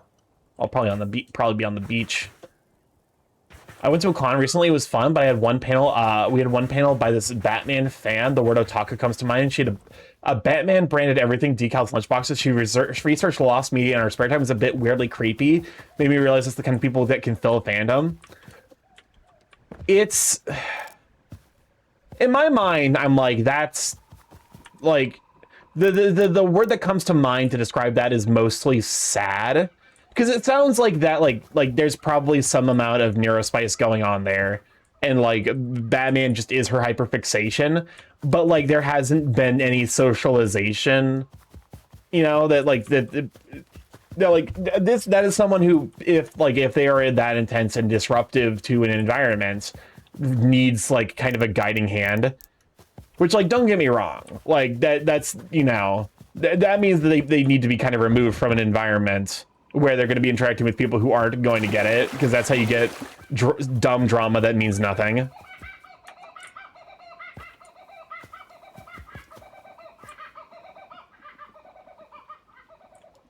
Insert the black... This is Black Diamond. She's the most beautiful and powerful of all the diamonds. And she's the one that Pink most likes to fuck. Doggy style, upside down, skin on skin, 360 degrees. In the bathroom, in the living room, in the bed. I fucking love that copy pasta so much. It's so goddamn funny. I mean, so here's the thing. Like, shit like that is, like, funny, but without being disruptive. I think the reason in my mind I'm like Undertale is worse is because at its worst, like if Black Diamond were the worst thing to come out of the Steven Universe fandom, I don't think it would have nearly as toxic a reputation as it does. But the Steven Universe fandom was so toxic that like they straight up like, you know, they told other people online to like kill themselves because they drew a character incorrectly. Like, that's the level of, like, ugh. Well, come on in, Mooney. Glad I have you, Sweet Bean. Is the Steven Universe fandom the one with the cookie needle incident? That does not ring a bell. And also, it's like, if you do, like, I think the big thing is to remind yourself, like, every fandom is going to have extremely toxic fuckfaces. Like, if you judge the furry fandom by its worst, you're judging the furry fandom by, like, free-for-all, rainforest, and the cookies. Like, that's, you know, that's not a good look. But the furry fandom is so expansive that, like, even though that is those are all things that happened. Wait, that was Undertale? Telling someone to... Yes! Yes! This is one of my favorite videos on the internet! Mooney, welcome on! Thank you for a subscription for 34 months. I saw you earlier. My brain was frying. But thank you so much. Enjoyed the ad brewing emotes, you sweet bean. Ad brewing? I feel like I didn't even say ad free viewing. I said noises, and then they you know. Diamond. So the one that likes to fuck.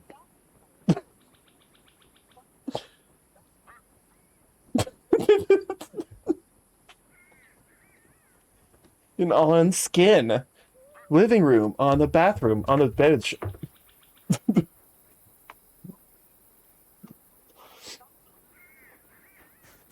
I love so dearly the voice getting slowed and pitched down. That's the funniest fucking effect. I love that video so much. I got hit by a... Thank you. Telling someone to kill yourself because of a mild R reference mistakes is bad. Yeah, okay. Yeah, it's like the Steven, you know, like, and you know, the Undertale fandom had its own thing with that. When it was discovered that there was a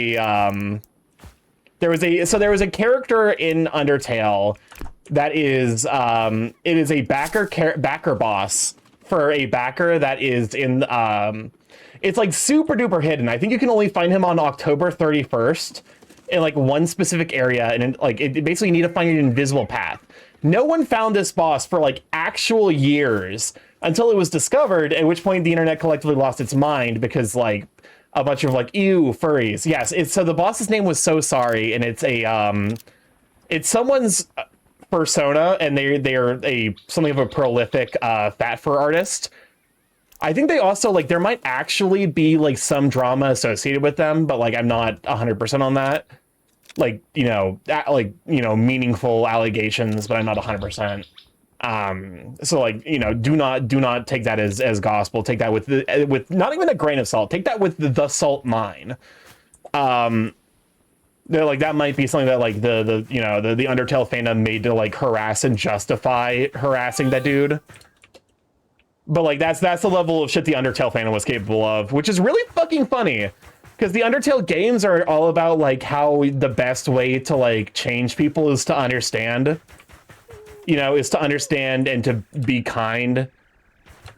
So it's really funny that like the Undertale fandom like was just being shitty and toxic. That's also like one of those. I think I got punted by the shiny. Yeah, the whole point, the whole last point of Undertale was you have to choose to be a good person. There was, what was it? There was a really great way of phrasing it. People on the internet will treat fictional characters like they're real people and real people like they're fictional characters. And I think that is like an extremely, it's extremely true and also like really, really saddening that is the case. I see you.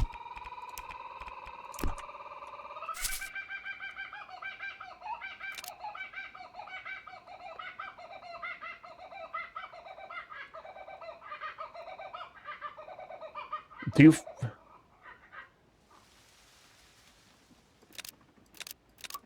Anyways. Ads are hitting. Sorry about that. But no. It's like how the most uwu girls from Sanrio profile pictures and pastel colors would be the quickest to tell you to kill yourself. There is like there is exactly one person in my mind where I'm like that, like I have like that level of like intense anger towards them, and it's only because like I have like I have such a personal history where I'm like it's not even someone who's online, but it's like I'm like that's some shit where it's like, hey, like if you sincerely are like expressing this kind of shit, go get help.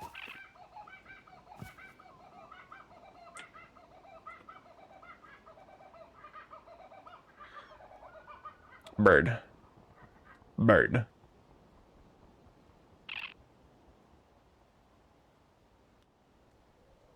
I need you to fly. I need you to fly, but slow, please. You keep flying way too fast, and I keep getting 2 stars, and it's honestly kind of fucking rude of you.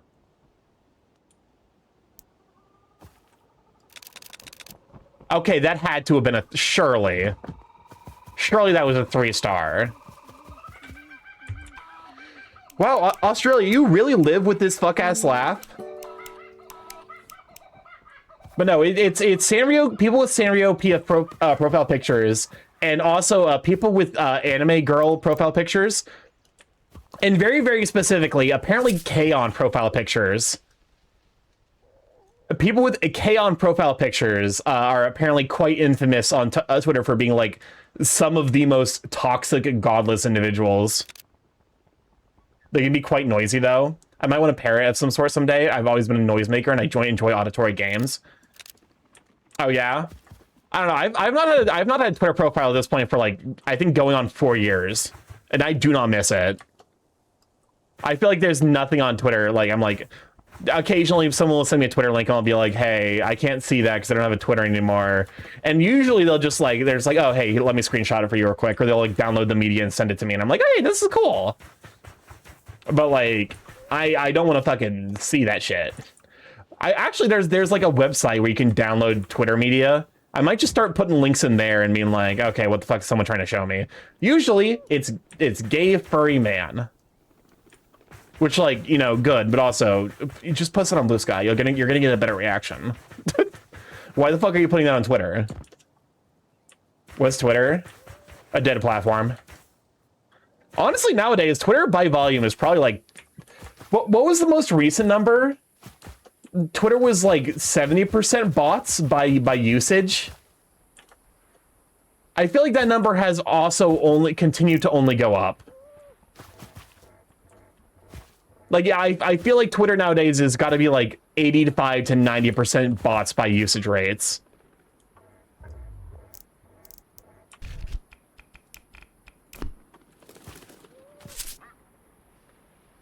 Twitter's main export is pointless drama and death threats. Twitter Russian bot platform. Like Facebook like 10 years ago and I haven't looked back. One of my fucking favorite changes, one of the funniest things that Twitter ever did was they added a feature where it would show where someone was posting from, like their physical location in like countries, and they had to turn it off immediately because multiple like really well-known like right-wing pundit, like, you know, right-wing think tank accounts were posting from shit like Russia, I think like it wasn't Madagascar. It was some African country. I can't remember off the top of my head. Where it was like it was pretty clear that it was astroturfing, and it was like, oh shit, we have to disable this feature. I hate you. Honestly, it's so goddamn rude. I wish they would bring that back because it was really funny. Low key, if Blue Sky added that feature, where it's just like, hey, here's the country, I would be like, that's the best feature. That's the best feature. Because it does such a like in with a single feature, it gives so much context for like. You mean to suggest the alt-right lies? You know, perish the thought, but you know, it did something, you know, bad apples, etc., etc., etc., completely ignoring the context where the entire point of the aphorism is that a couple of bad apples make everyone around them awful, shitty people. And therefore we need to keep the bad apples because they're bad. I don't fucking know. Bad Apple, that's a good Toho song. It is a banger of a song. Is Bad Apple like maybe the single most remade and remixed song in existence? The only reason I ask that question is because of the sheer number of times people remake Bad Apple, but it's the song just with a different visual thing going on. Maybe probably it's just Apple sexual. Is that a thing? Maybe it's a thing. Bad Apple is like the one of the three things I knew about pre-Toho 6. I know there's Flander. There's Remu, Cerno. I don't remember her name, but she's the blonde one with the witch brew. Flander, Cerno are both Toho 6. Remu is a character. UN Owen was Flander. Because that's her theme, and also it's the song is You and Owen was her. There's a Bad Apple at some point. There's a demon hunter who has the ability to stop time and throws knives. Sakia, my girl. Saki Izuyoi is actually like Reimu, Marisa, and Alice are the only three pre-Toho 6 characters post-Toho 6.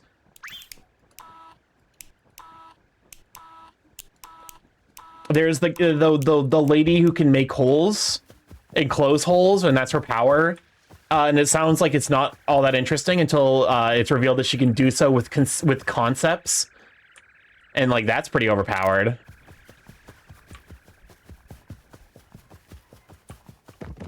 Oh, I've heard Bad Apple. I just didn't know what was the song was called. Da da da da da da da da da da da da da da da da da da. Like 100%, I have to imagine like the vast majority of people have at this point heard Bad Apple. They might just not know it. It's anime in the Hall of the Mountain King. Where it's like I would be surprised if there was a Westerner who hasn't heard In the Hall of the Mountain King, suppressing obvious Apple puns.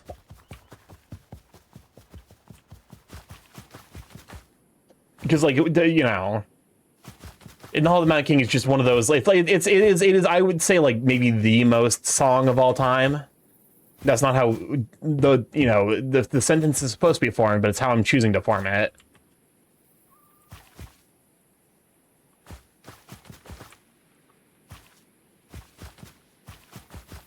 But now,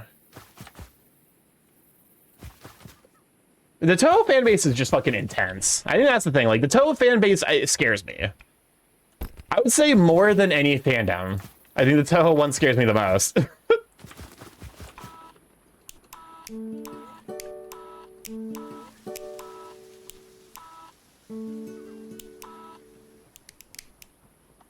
Like, because I feel like the Toho fandom, like, the Toho fandom has the kind of patience that makes them a genuine threat. Like, I feel like if I got threatened by a Toho player, like, I would actually just, like, I'm like, They're like, I'm going to find you and fucking delete you in your sleep. I'm gonna be like, well, they're a Toho player. They will fucking deliver on that promise. That's a very interesting cry. It's like that joke about how, like, don't fuck with the furries, because if they can afford a $3,000 fursuit, they can afford a $50 pipe bomb in your mailbox. Except with Toho players, it's, like, real. Furries will just laugh at you. Universally, we're pretty good at laughing at children.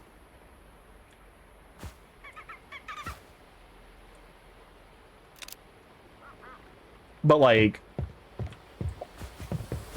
I feel like Toho players have the kind of intensity where I'd be, like, concerned.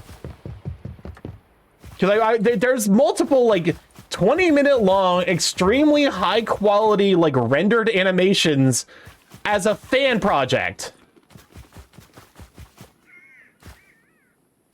That's like Toho players are like, yeah, I'll spend, like, 50 fucking hours on this animation that I'm doing for the shits and gigs. When you say Toho, I just think you're talking about the Godzilla studio. That's Toho, though. Yeah, Tuhu, Tauhao. I can't be making these jokes. The Toho players are watching. The Toho player, I guess.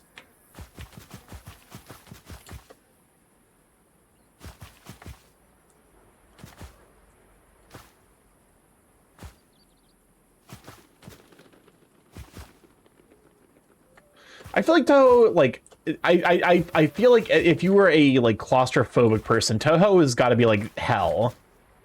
That's got to be, like, the most upsetting game to play if you have claustrophobia.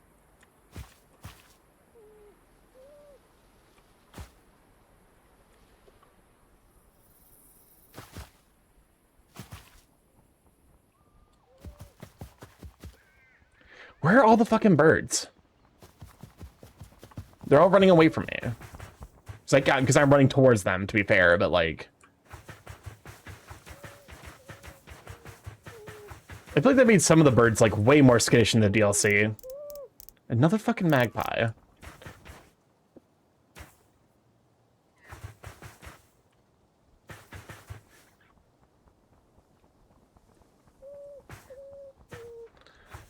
Hold up, let me keep an eye out, because the stars are the ones I haven't taken pictures of yet.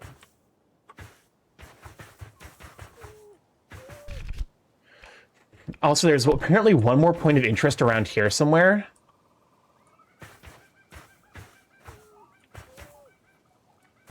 I feel like it's got to be something to do with, like, these, because there's, like, a pillar hopping thing around here somewhere.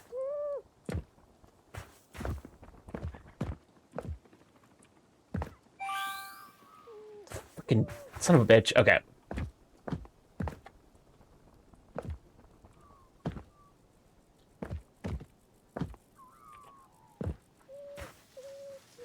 I'm gonna crash out.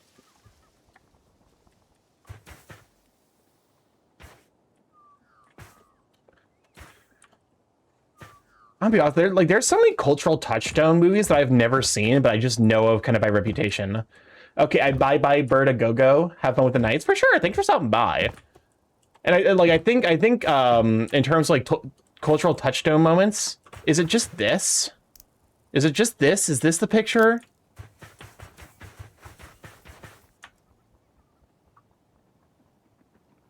It feels like a reference to something. I just can't quite put it.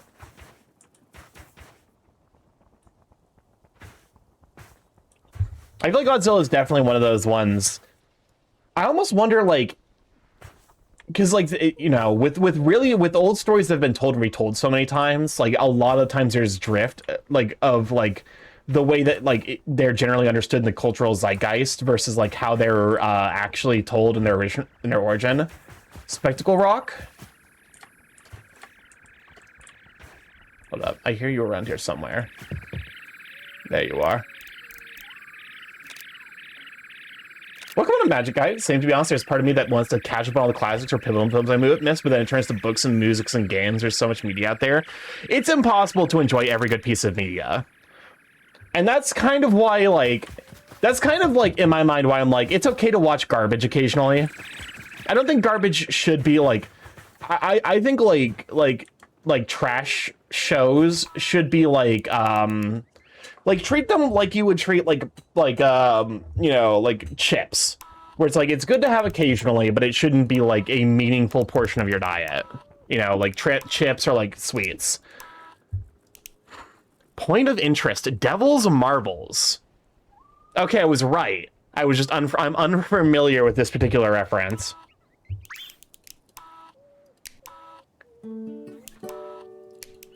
But it's interesting because certain things like Dr. Jekyll and Mr. Hyde, the original story is very much not a case of like, you know, dissociative identity.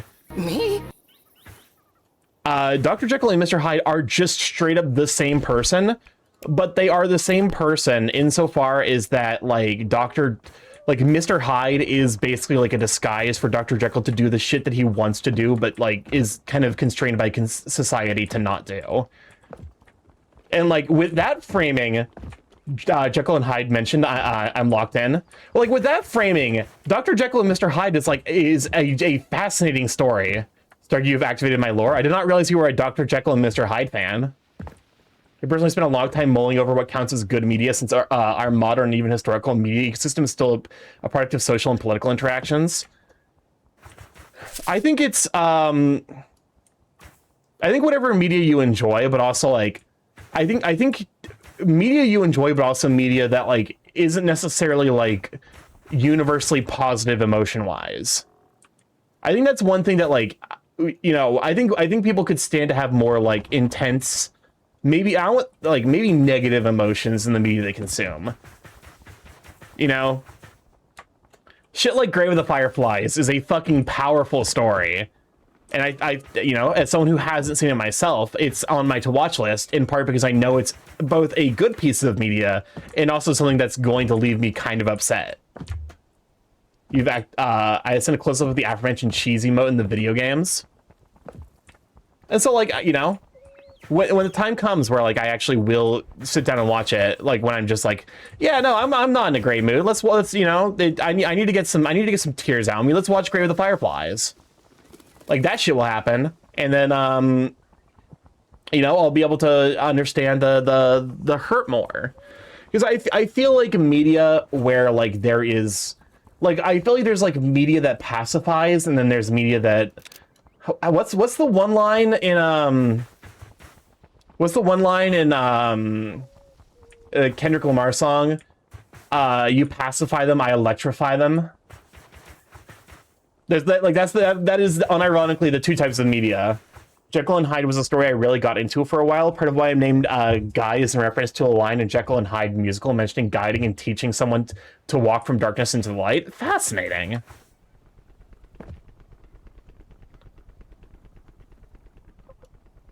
I did not know that.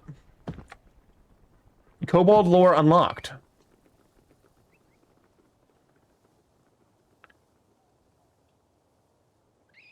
Okay, I need you to... can you fly but slow? I got like one really clean shot, surely.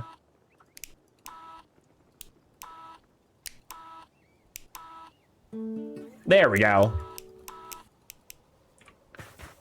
But like, yeah, I think it's like, it's important to engage with media that like, you could like media that like in some way like leaves you with a feeling of comfort is fine, but I feel like that's not necessarily like, in my mind, that's almost like the media equivalent of fast food. I agree, it's a very different story from how it gets presented. I have similar experience when I read Frankenstein or the modern Prometheus. Yeah, no, so I primarily know those stories as their original telling through Overly Sarcastic Productions, where Red does a recap of like famous, you know, horror media every Halloween. And she has done one on both Frankenstein as well as Dr. Jekyll and Mr. Hyde, and how genuinely fascinating it is to kind of think about like how that one in particular has gone. That one in particular has had a very fascinating transformation in the public zeitgeist.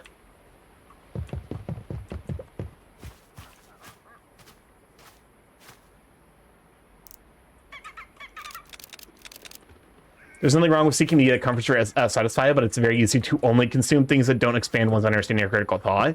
And to some degree, I think like the popularity, like the ubiquitous popularity of that is where we get shit like the mandate from Netflix that they wanted to make shows that are like second screen shows. Like the idea that like, oh, like the characters have to explain what's actively going on screen at the time because people aren't watching it, they're on their phones. Or it's like it's because there's like the media environment is so kind of like pacifying, but also like what's the it's like a specific class of drug. Welcome on, Corvette. Thank you for the 200 subscriptions for 19 months. Enjoy the FUV emotes, you sweet bean. Hyde was innocent and Jekyll is deceptively righteous in a way too similar to too many people even today.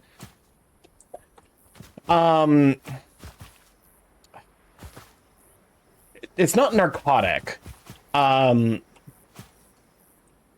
It's like the opiates, where like there's a term for it as like a pacifying or like, you know, an element that limits someone's ability to like, you know, perform complex deeds.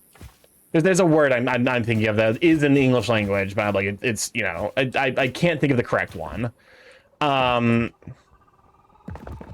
I think it is like it is easy, and I think it honestly shows with some people. You know, when I'm like, there's certain people I look at and I'm like, what is like? I ask them like, what's your favorite movie, and they'll tell me, and I'm like, okay, you're. Because if your favorite movie is some shit like The Blind Side, I'm like, okay. You know, someone who does that, like that's them engaging with media, not as a like, not as like a means of experiencing or engaging with different stories. They're here for the pacification. There are plenty of movies like that. I don't know why Blindside necessarily is my go-to, but I think it's actually like a really good example where it's just like it's structured in a way that is just so like autonomous. And I honestly kind of hate that about it. I'm someone who's like, I'm deeply trope poisoned. I discovered the existence of TV tropes at a too early age. And I've read too many pages on various tropes that writers use, and it has poisoned me to the point where I can usually predict where a story is going.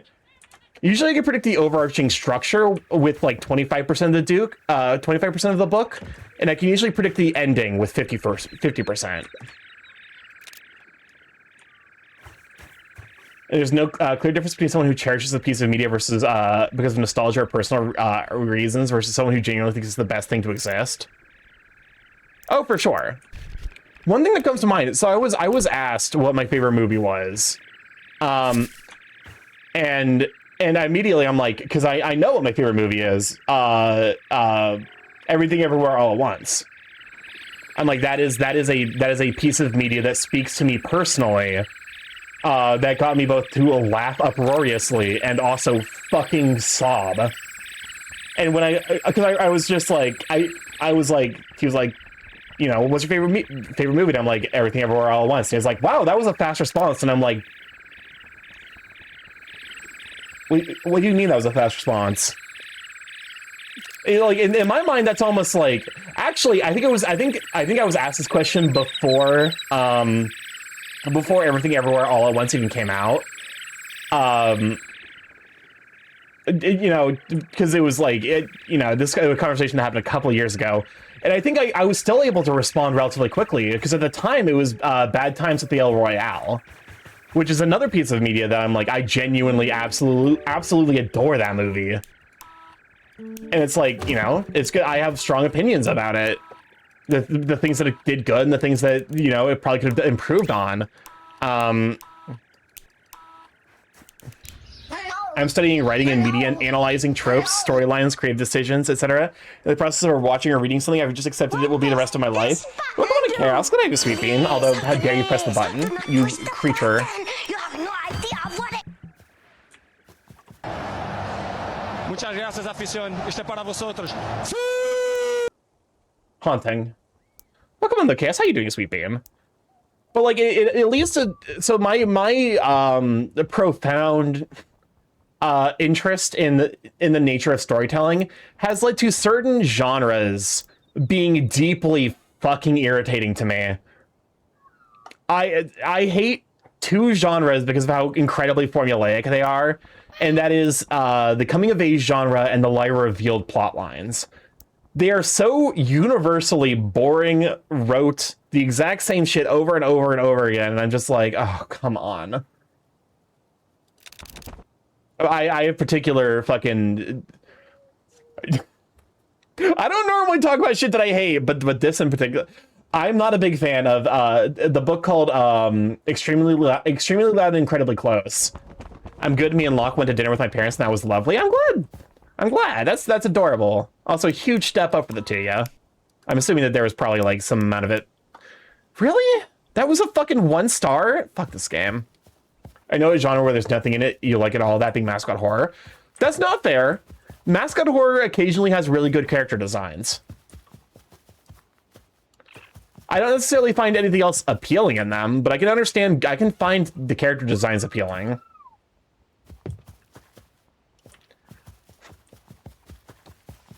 But no,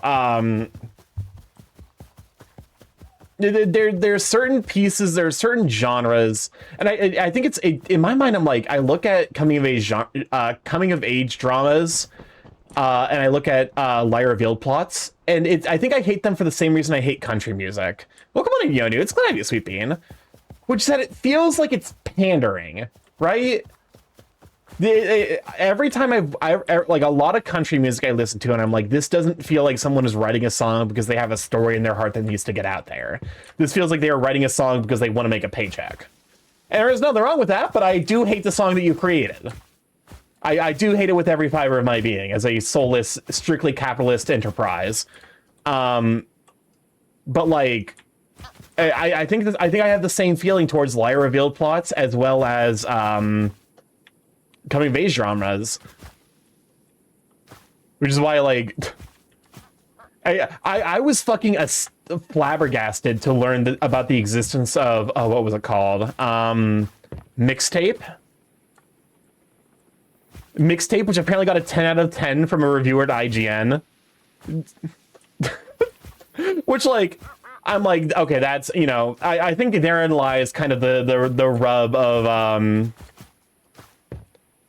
you know, therein lies the rub of it, where it's like this clearly this is appealing to someone, but goddamn if it could not appeal any less to me. Honestly, I feel like the reviews where they only give like a single number are intrinsically like limiting in terms of like actually discussing the value of like a piece of media. Like giving video games a number out of 10. Even if you increase it to like 2 numbers, it's like how likely, like it's like, or like 1 number, it's like, hey, you know, this is a 10 out of 10 for people who enjoy like, you know, nostalgia trips and walking simulators, but it's gonna be a fucking 0 out of 10 for everyone else. It's like give us that, like, hey, you know, give us the specific values of, like, you know, whether or not we're in the target demographic. Although I guess to be fair, like, review numbers honestly are so deeply inflated just by value of the fact that, like, no, like, the perverse incentive structures of like reviewing websites need to play well with, you know, the video game producers, that way they can get early access copies, because it's a genre that lives and dies by access. So like they need to give good reviews even if the game is dog shit. Something like, I feel like that's like the epithet at this point of the Assassin's Creed games. I feel like no Assassin's Creed game has been genuinely good since Black Flags. Just from an outsider perspective, from observing the discourse at large, I feel like people aren't nearly as into the Assassin's Creed games since Black Flag. And I feel like that, you know, I feel like that's not necessarily reflected in the way that the games get scored. But it feels like they drop from like, you know, from like 9s to 2s, and then it's like the score is like, oh, it's not a 9, but it's like an 8. Be some shit like that.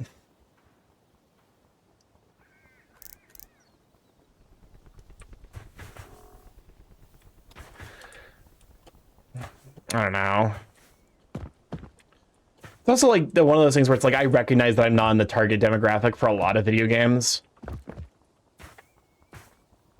Because like I end up finding a lot of value in like story-based experiences, which like that's relatively common, but I also find a lot of value in like extremely mechanically intensive experiences. That's why I like fighting games. That's why I like Ultra Kill, which, you know, are fucking, they can be some amazing experiences, but they're definitely not going to appeal to a broader audience. So I recognize that my tastes are something of a niche. How? Was that fucking, did you do that? You bitch.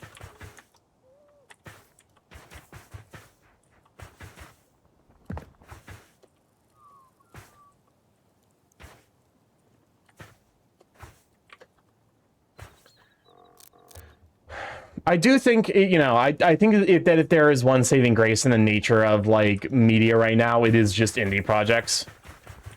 I feel like the big name stuff at this point is universally so like bloated in terms of its like production values and like expected returns that it can't succeed. It's kind of like why I'm like, I expect that Grand Theft Auto 6 is going to sell well by traditional measures. Like, I expect that Grand Theft Auto 6 will probably sell like 100 million copies. I also think Grand Theft Auto 6 will be considered a fucking market failure because it didn't sell 500,000 million copies. Bloated, big and round.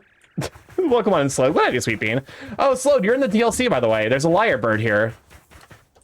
I only saw it once. I haven't run back into it, but there is a lyre bird that's about.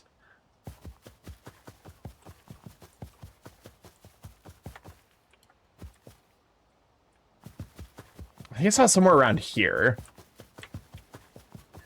But no, I'm of the opinion that like it's also you know, it's I think in part like a lot of media right now is trying to appeal to as broad an audience as possible. Because you know, they want to make all of the money as opposed to making some of the money for like making a game that a couple of people really love, but like isn't necessarily like for everyone. That's going to make like it's going to be like the best game of that market. It's going to capture a market really hard. No one wants to make that kind of game anymore. Well, that's not fair. Indie devs want to make that kind of game. AAA games absolutely do not. Also, it's funny because AAA games kind of can't afford to make that kind of game. Not because it would do well, but because it, you know, every single time that would require kind of taking a risk on an idea that's not necessarily untested.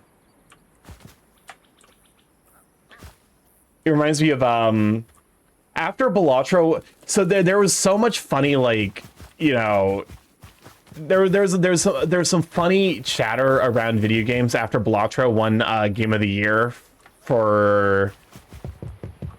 It wasn't.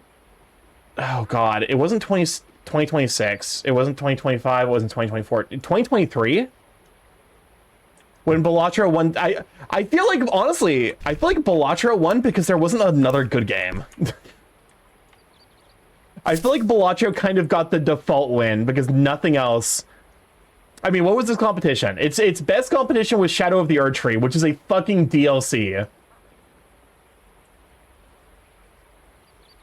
It's like, okay, you know, that's, you know, I'm not necessarily like a you know, a Elden Ring hater, but like, oh, I am, but like, I also recognize that like people genuinely enjoyed it, but also it's a fucking DLC. It's not a game.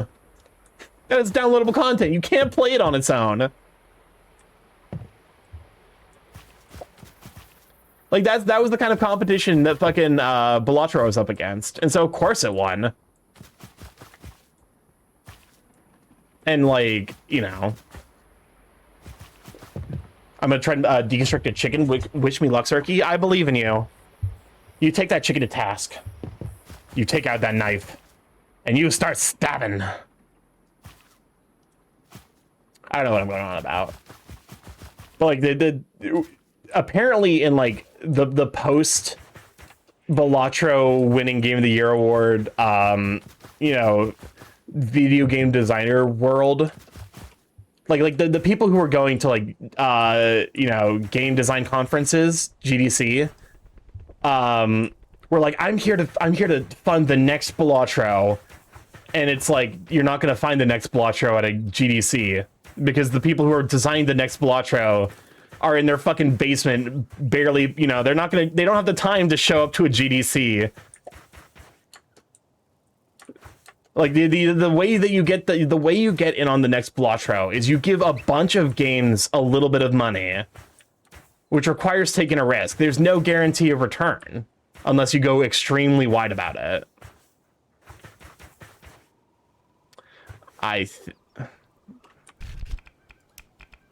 I feel like this bird in particular is just being a huge asshole about things.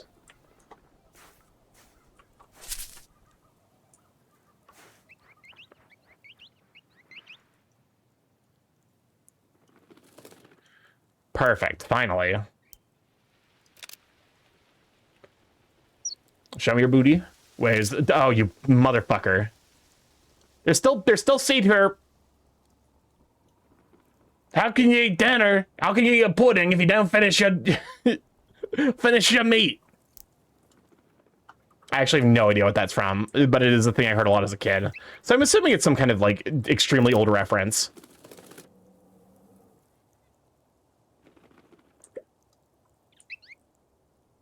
I do still need to see your butt. Sorry, every time you say that, my brain just thinks you're talking to a big man.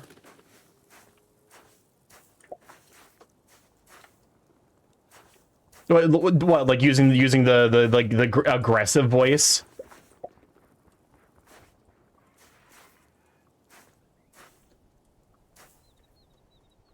Or me saying there's still seed to eat here?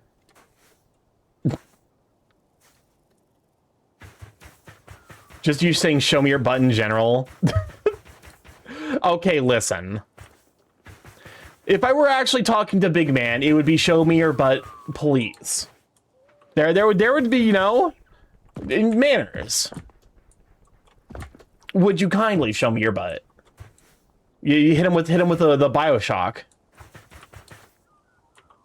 I hope. Honestly, I feel like I need to replay BioShock at some point. I feel like that's a game that's aged extremely well. I also probably need to play its like spiritual predecessors. I know people absolutely adore what's it called? System Shock? That's what it was. The thing what bothers me the most is when pieces of media, digital or print, happen to hit the zeitgeist at the right time, but don't necessarily feel like they've earned the mythological status they have. Like, Extremely Loud and Incredibly Close was an okay book in my eyes, but like, it definitely didn't feel like it should have been mythologized as much as it had been. It's hard to put it next to literary greats like Water for Elephants and Lord of the Flies and others, you know? Yeah. I actually know exactly how you feel, because I've expressed this exact same thought before, but in regards to specifically Star Wars, I feel like Star Wars is very much an overwrought piece of media that people bandy about like it's, you know, some mythological, you know, work of the gods when it's just fine. So if you were talking to a big man in person, he would probably be too flustered they showed any actual interest. That's not fair. I have talked to Big Man in person, and I was only flustered for like the first sentence, and then I flirted back. That happened at like, I think AC like 2 years ago.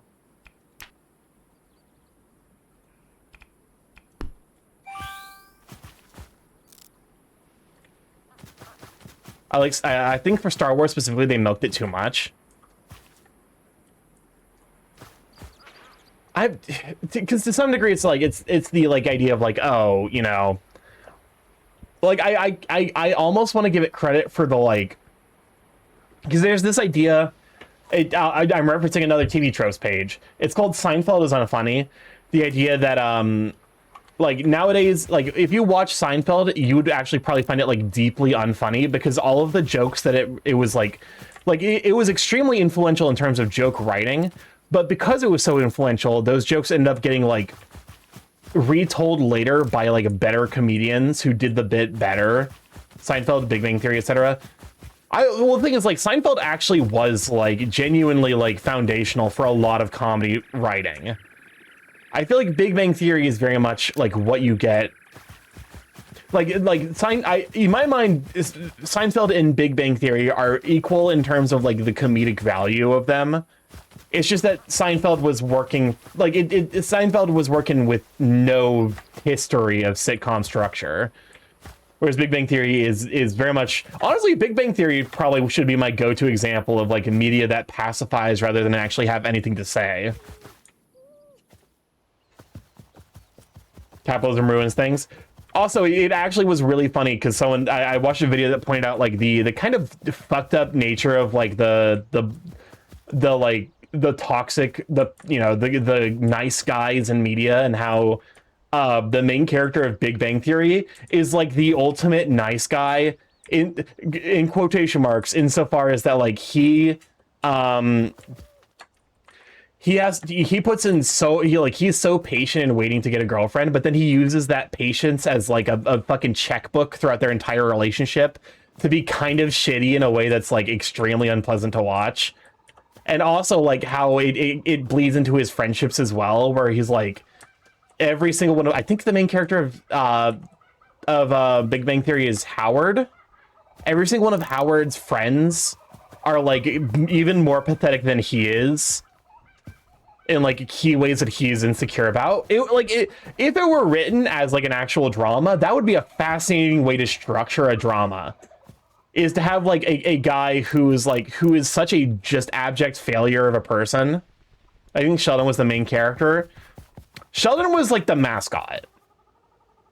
It's Penny and then whoever the fuck Penny was dating, whose name I did not bother committing to memory.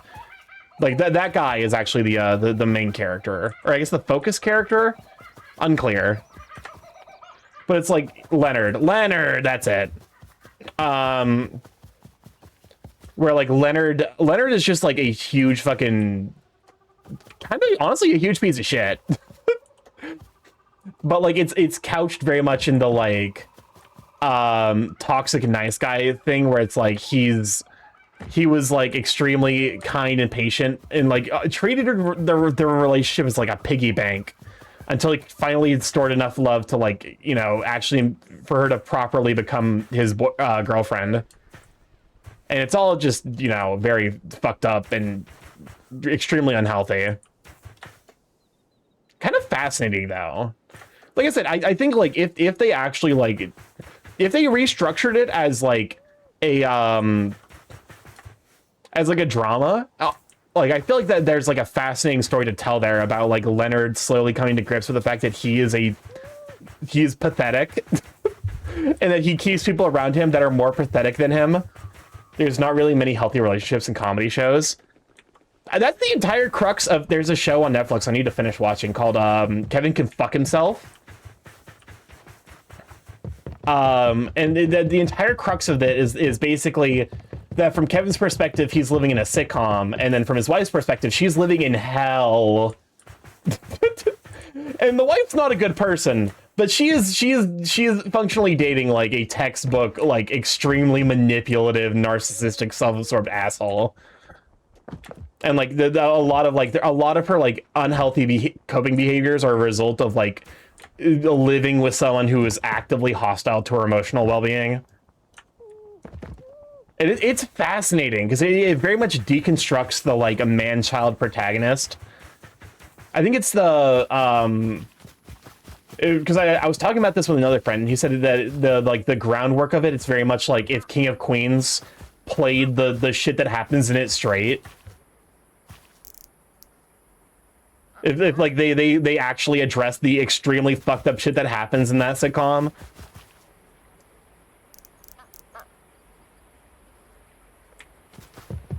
I've not seen King of Queens, but like my understanding and knowledge of sitcoms primarily comes from like Family Guy and The Simpsons.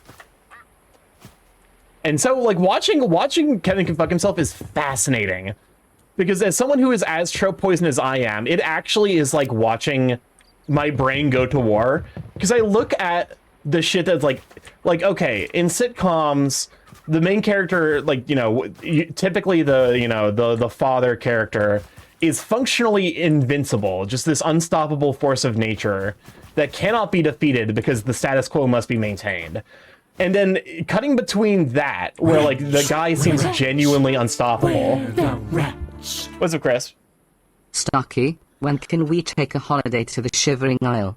I want to go to the cheese festival there. Please, Starky. Please, Starky. I want to go to the cheese festival. Why did Chris sound like that? What the fuck? Was Chris weirdly pitched up for everyone else? Or am I just like losing my mind? But no. Like cutting between like the experience of watching like a sitcom where like the main characters, like the main dude is like this invincible fucking unstoppable deity of bullshit that like is protected by the plot to maintain the status quo, and what is functionally an AMC like abusive relationship escape plot fucking fries the part of my brain that like thinks about stories exclusively in terms of Chris low-key did the Scream Guy voice. They used the code stuff. Well, the code stuff was specifically like code stuff was for the last part of it, but the first part of it was still weird. I don't know, I'm losing my mind.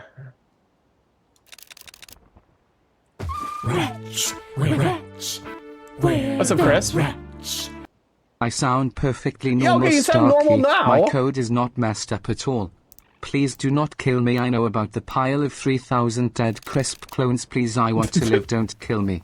Can I say something honest and vulnerable? Go for it.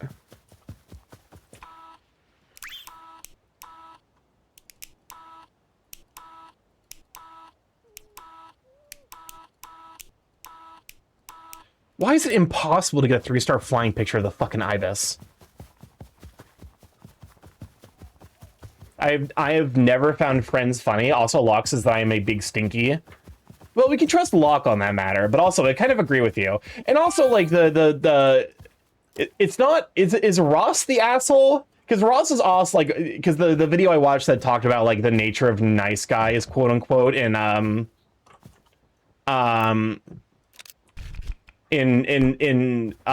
sitcom media definitely mentioned Ross as like another example, or like the not Barney, but the main character of How I Met Your Mother, who's also like who very much treats relationships as transactional in a way that's like extremely shitty and disconcerting to watch. So I think you're touched by the Mad God. The trio of the 3 super overrated sitcoms that are actually kind of mid, not gonna lie, are Seinfeld, The Office, and Friends.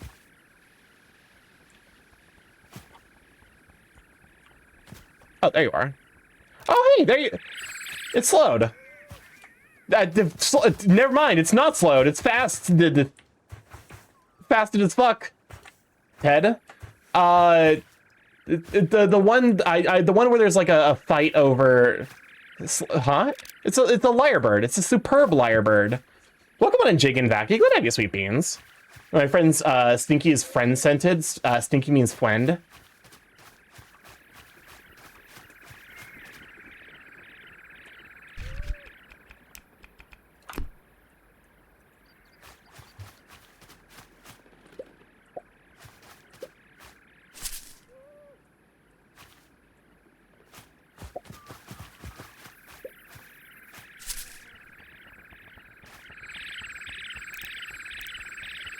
I hate the offset of spite, to be honest. To be fair, everyone in Friends is kind of awful, but yeah, people started to realize Ross was kind of the worst than others. I think the prime example is the we were on break line, where like Ross basically admits to cheating. It's weird. It's like they like it. I as someone who's not seen Friends, my understanding of it is somewhat fragmented, but it sounds like Ross and Rachel agreed to, they agreed to try being separate for a bit. And then Ross, within the same day, hooked up with a girl, which is extremely sketchy insofar as that it implies that he was already cheating on her.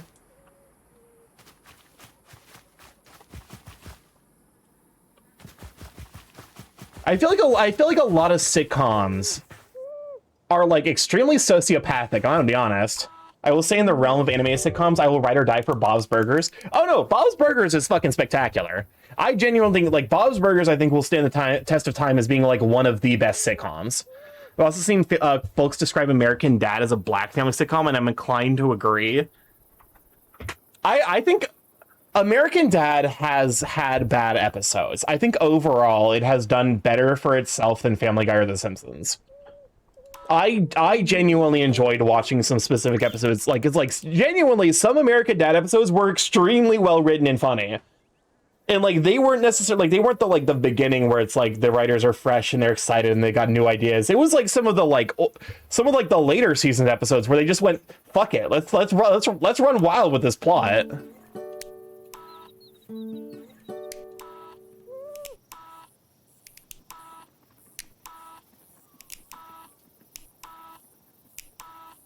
Also, American Dad has Drag Alien, which helps.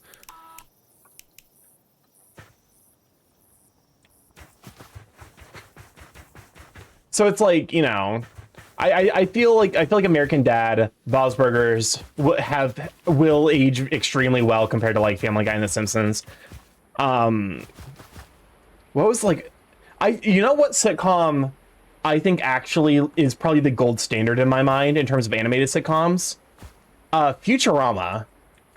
I feel like Futurama is like the gold standard of like what sitcoms are capable of doing when written and given the proper care and, you know, attention that they need. It's also apparently a show that stands a shit person and not to praise his ideas. They don't do that in Family Guy. The demographics that watch Turner Broadcasting is more diverse, so that's actually statistically plays out in terms of who they're actually engaging with. Fascinating. I did not realize that American Dad was more popular in black communities. We're talking Q right now? Bitch, you got no class. I got the car keys in my pocket, you still bitch. And bald ass alien piece of shit will not get You dumb bitch. I had 20 hits of acid in my pocket. You're gonna want to take these kids to the hospital right now. It's just Roger being pushed into a pool and throwing 20 hits of acid into the pool where it's children. It's so fucked up, but it is really funny. And I think that's like, I think to some degree it's like it's the I feel like there's like this almost like an effect to like, so like part of why I think American Dad has like developed on its comedy in a ways that aren't just like doing the same thing but more extreme. I feel like that's kind of the difference, and also kind of why I'm like, I feel like as time has gone on, I hate South Park more and more. I feel like South Park I have grown to actually like hate as a piece of media.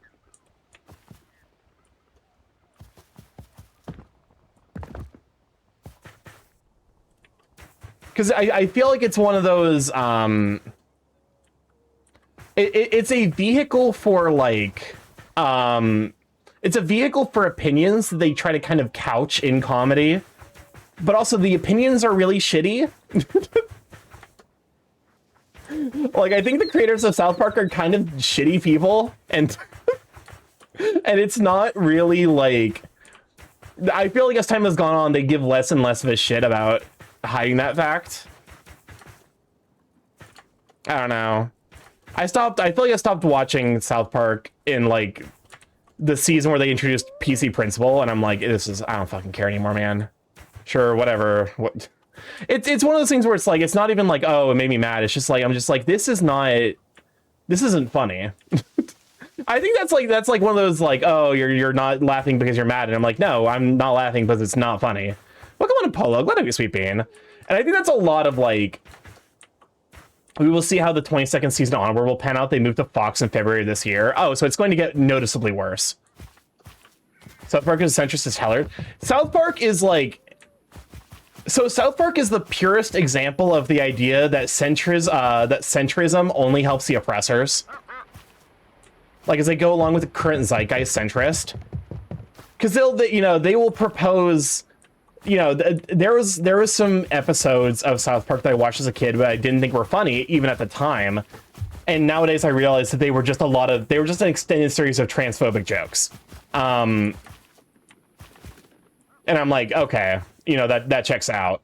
But also, like, the problem with doing that is that they're making fun of whoever's in charge, but also by making fun of the existence of trans people and also fascism, you're equating the two.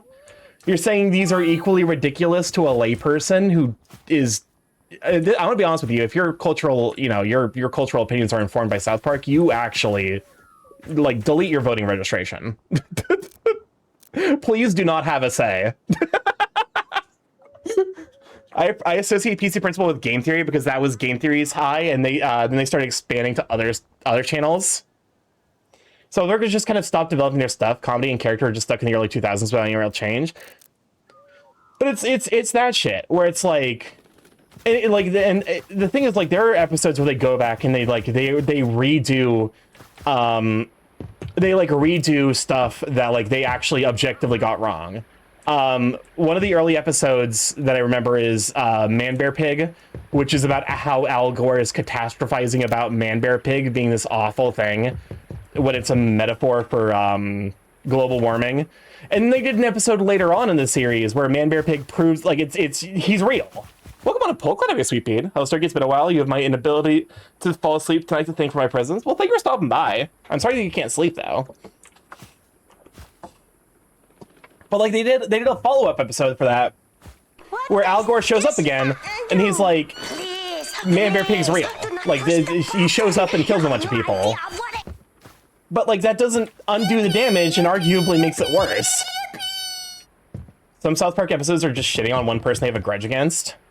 The extended the extended number of episodes they made because they were mad they couldn't depict Mohammed of Islam, genuinely fucking startling.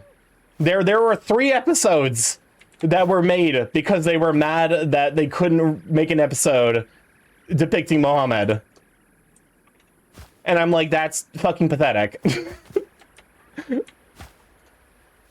Barbara Streisand.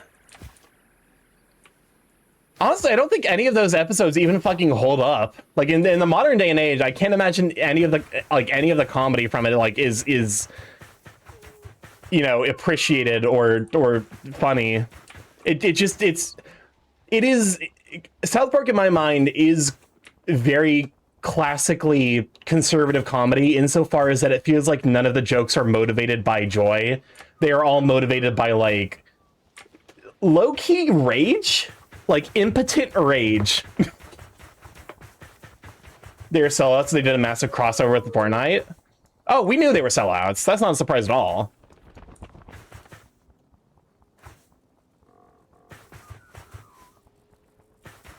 And so it's like I just kind of wanted them to fuck off already.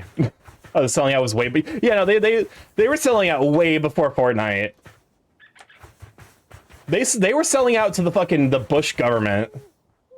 The early 2000s, they were selling their asses out. They have been sellouts for an extended period of time. Because what was the puppet show, World America Police, where the song Blame Canada? No, it wasn't Blame Canada. The America Fuck Yeah song actually comes from is like it basically equates the idea that like America has to invade Iran because we're the police of the world. And like in retrospect, woo boy, that does not age well. It's another one of those, like, the left are being wussies, etc., so they're problematic in their own way, when it's no. This is not a both sides issue. You're just kind of selling out to a current political figure. Also, we're about to run our last set of ads. We run those every hour to 12 pre-host. People have to deal with the ads as soon as they join the stream. Feel free to grab a snack, grab some hydration. We'll be here when you come back. But no, I just kind of want them to fuck off. Hopefully they will. Raids off. Good reminder. Extremely good reminder. Thank you for that.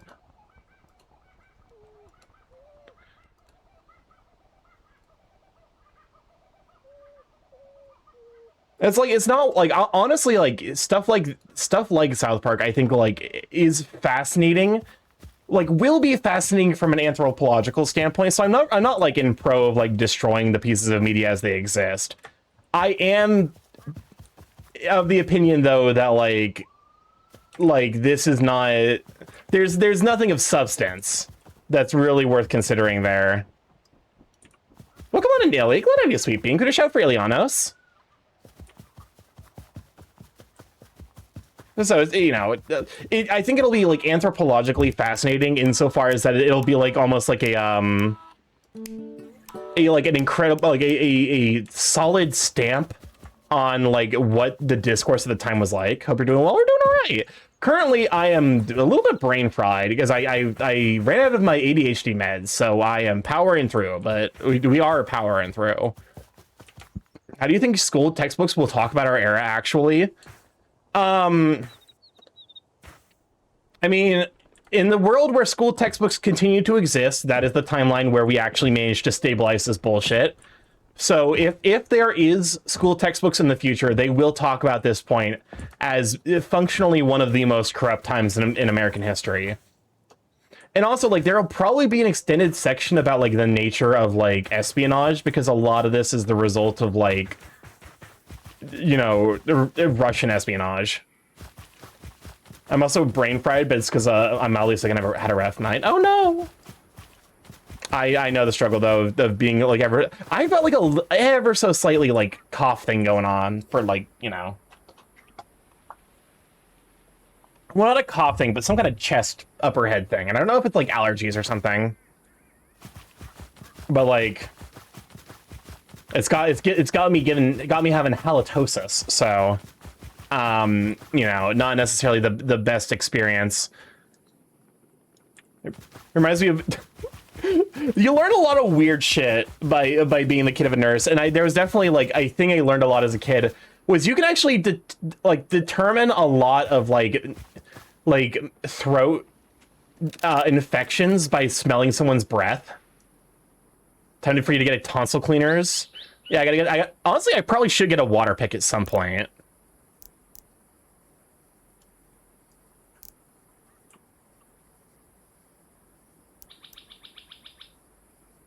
Okay, I do need you to start flying. Okay, but I mean, you did what I asked you to do, but also. Oh, come on. No! I need this bird to fly! Fly, you fool! My mom just got us water flossers. But, like, yeah, no, a water pick actually seems like an extremely handy thing to have. Okay, one of those has got to be a 3-star. Oh, good. I can't see what that is. Oh, there we go.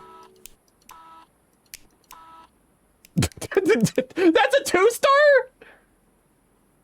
Fuck out of here. Fuck out of here, game. I got the 3-star, so I'm not that mad, but I would be mad if I didn't get the 3-star.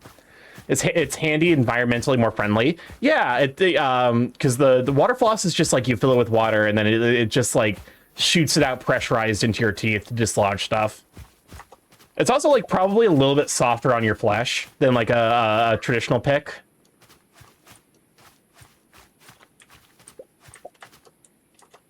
So I definitely need to pick up one of those.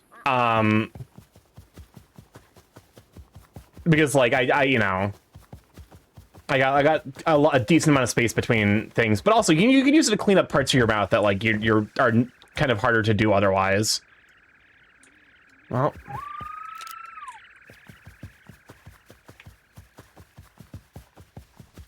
I don't know. The human body is gross. But like I more or less have made peace with the gross that is the human body. That's why I've got like a more muted. I got a significantly more muted, disgust response. It was like I was with some friends yesterday, and we were watching the newest Dropout, and one of the prompts in the newest Dropout episode is finally reaching the stage where you're close enough with your partner where you can pop their pimples, and one of our friends reacted with it just like ew, and me and my brother were just like, no, that's fine, that's like day one. That's some first date shit. Because it's the human body. Who cares? No one. The human body is just intrinsically kind of gross. You gotta get used to it. I've heard to reach places with a slightly smaller jaw. Flossing is fucking pain. Oh, I can imagine.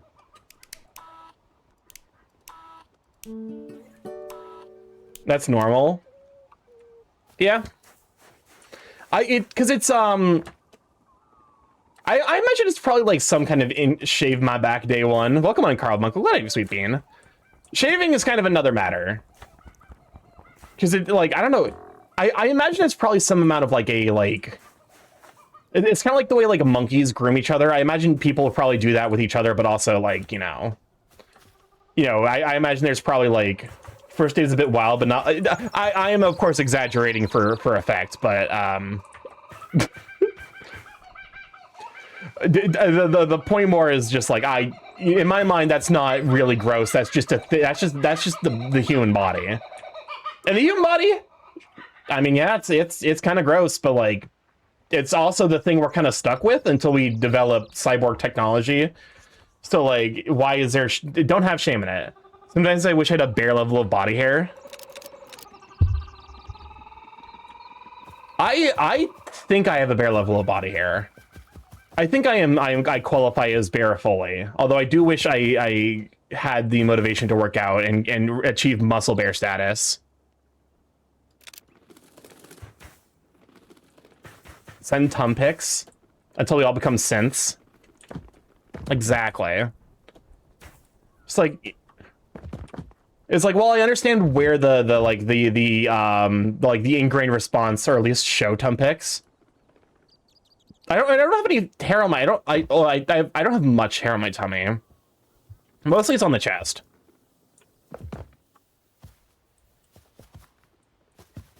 It's like a dusting, not necessarily like, not like the full forest that some guys get. Starky, you can be teddy bear though. Yeah. Teddy bear is a good thing. That teddy bear status is a good thing to achieve. I'm overweight. I have body and facial hair, and I've been going to the gym. I'm absolutely a bear. Hell yeah. Knowing your preferences, go find yourself a twink who loves bears. Go get you that bear-loving twink. I have like one distinct body hair, and I want like jungle.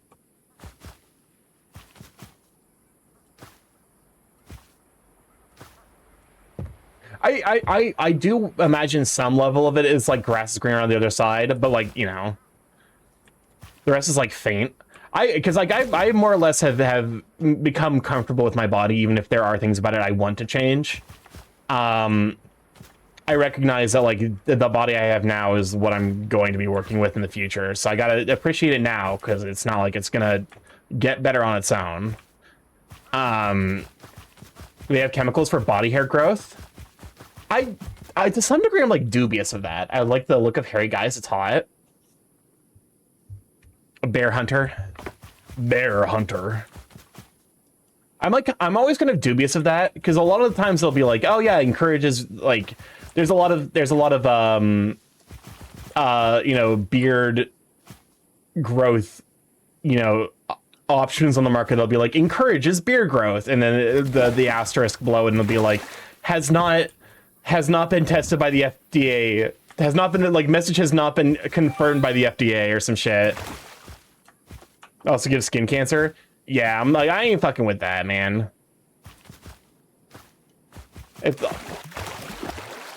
It's like I definitely understand that desire though to like, because it is like there is a definite amount of like trying and struggling to make peace with the body you have, especially if you're like, you know, if you grew up in an environment where there is like a constantly depicted portrayal of like the idealized form of masculinity, i.e. any piece of media ever. Best way to promote hair growth is to promote blood flow. Yep.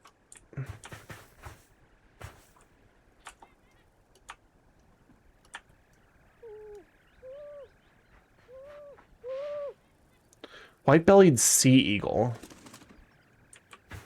Okay, I need you to land, though.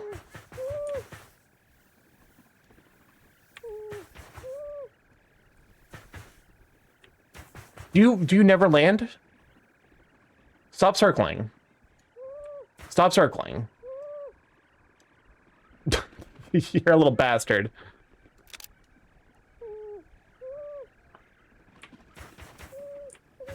Superhero movies is the modern equivalent of teen beauty magazines for women. Honestly, yeah. The funny thing is, a lot of the times it's because superhero movies are targeted towards men, they depict men as like the idealized version of man, which is men to straight men's taste, i.e. idealized and not objectified. A lot of the times, what guys think is attractive to women is very, very different than what women actually find attractive.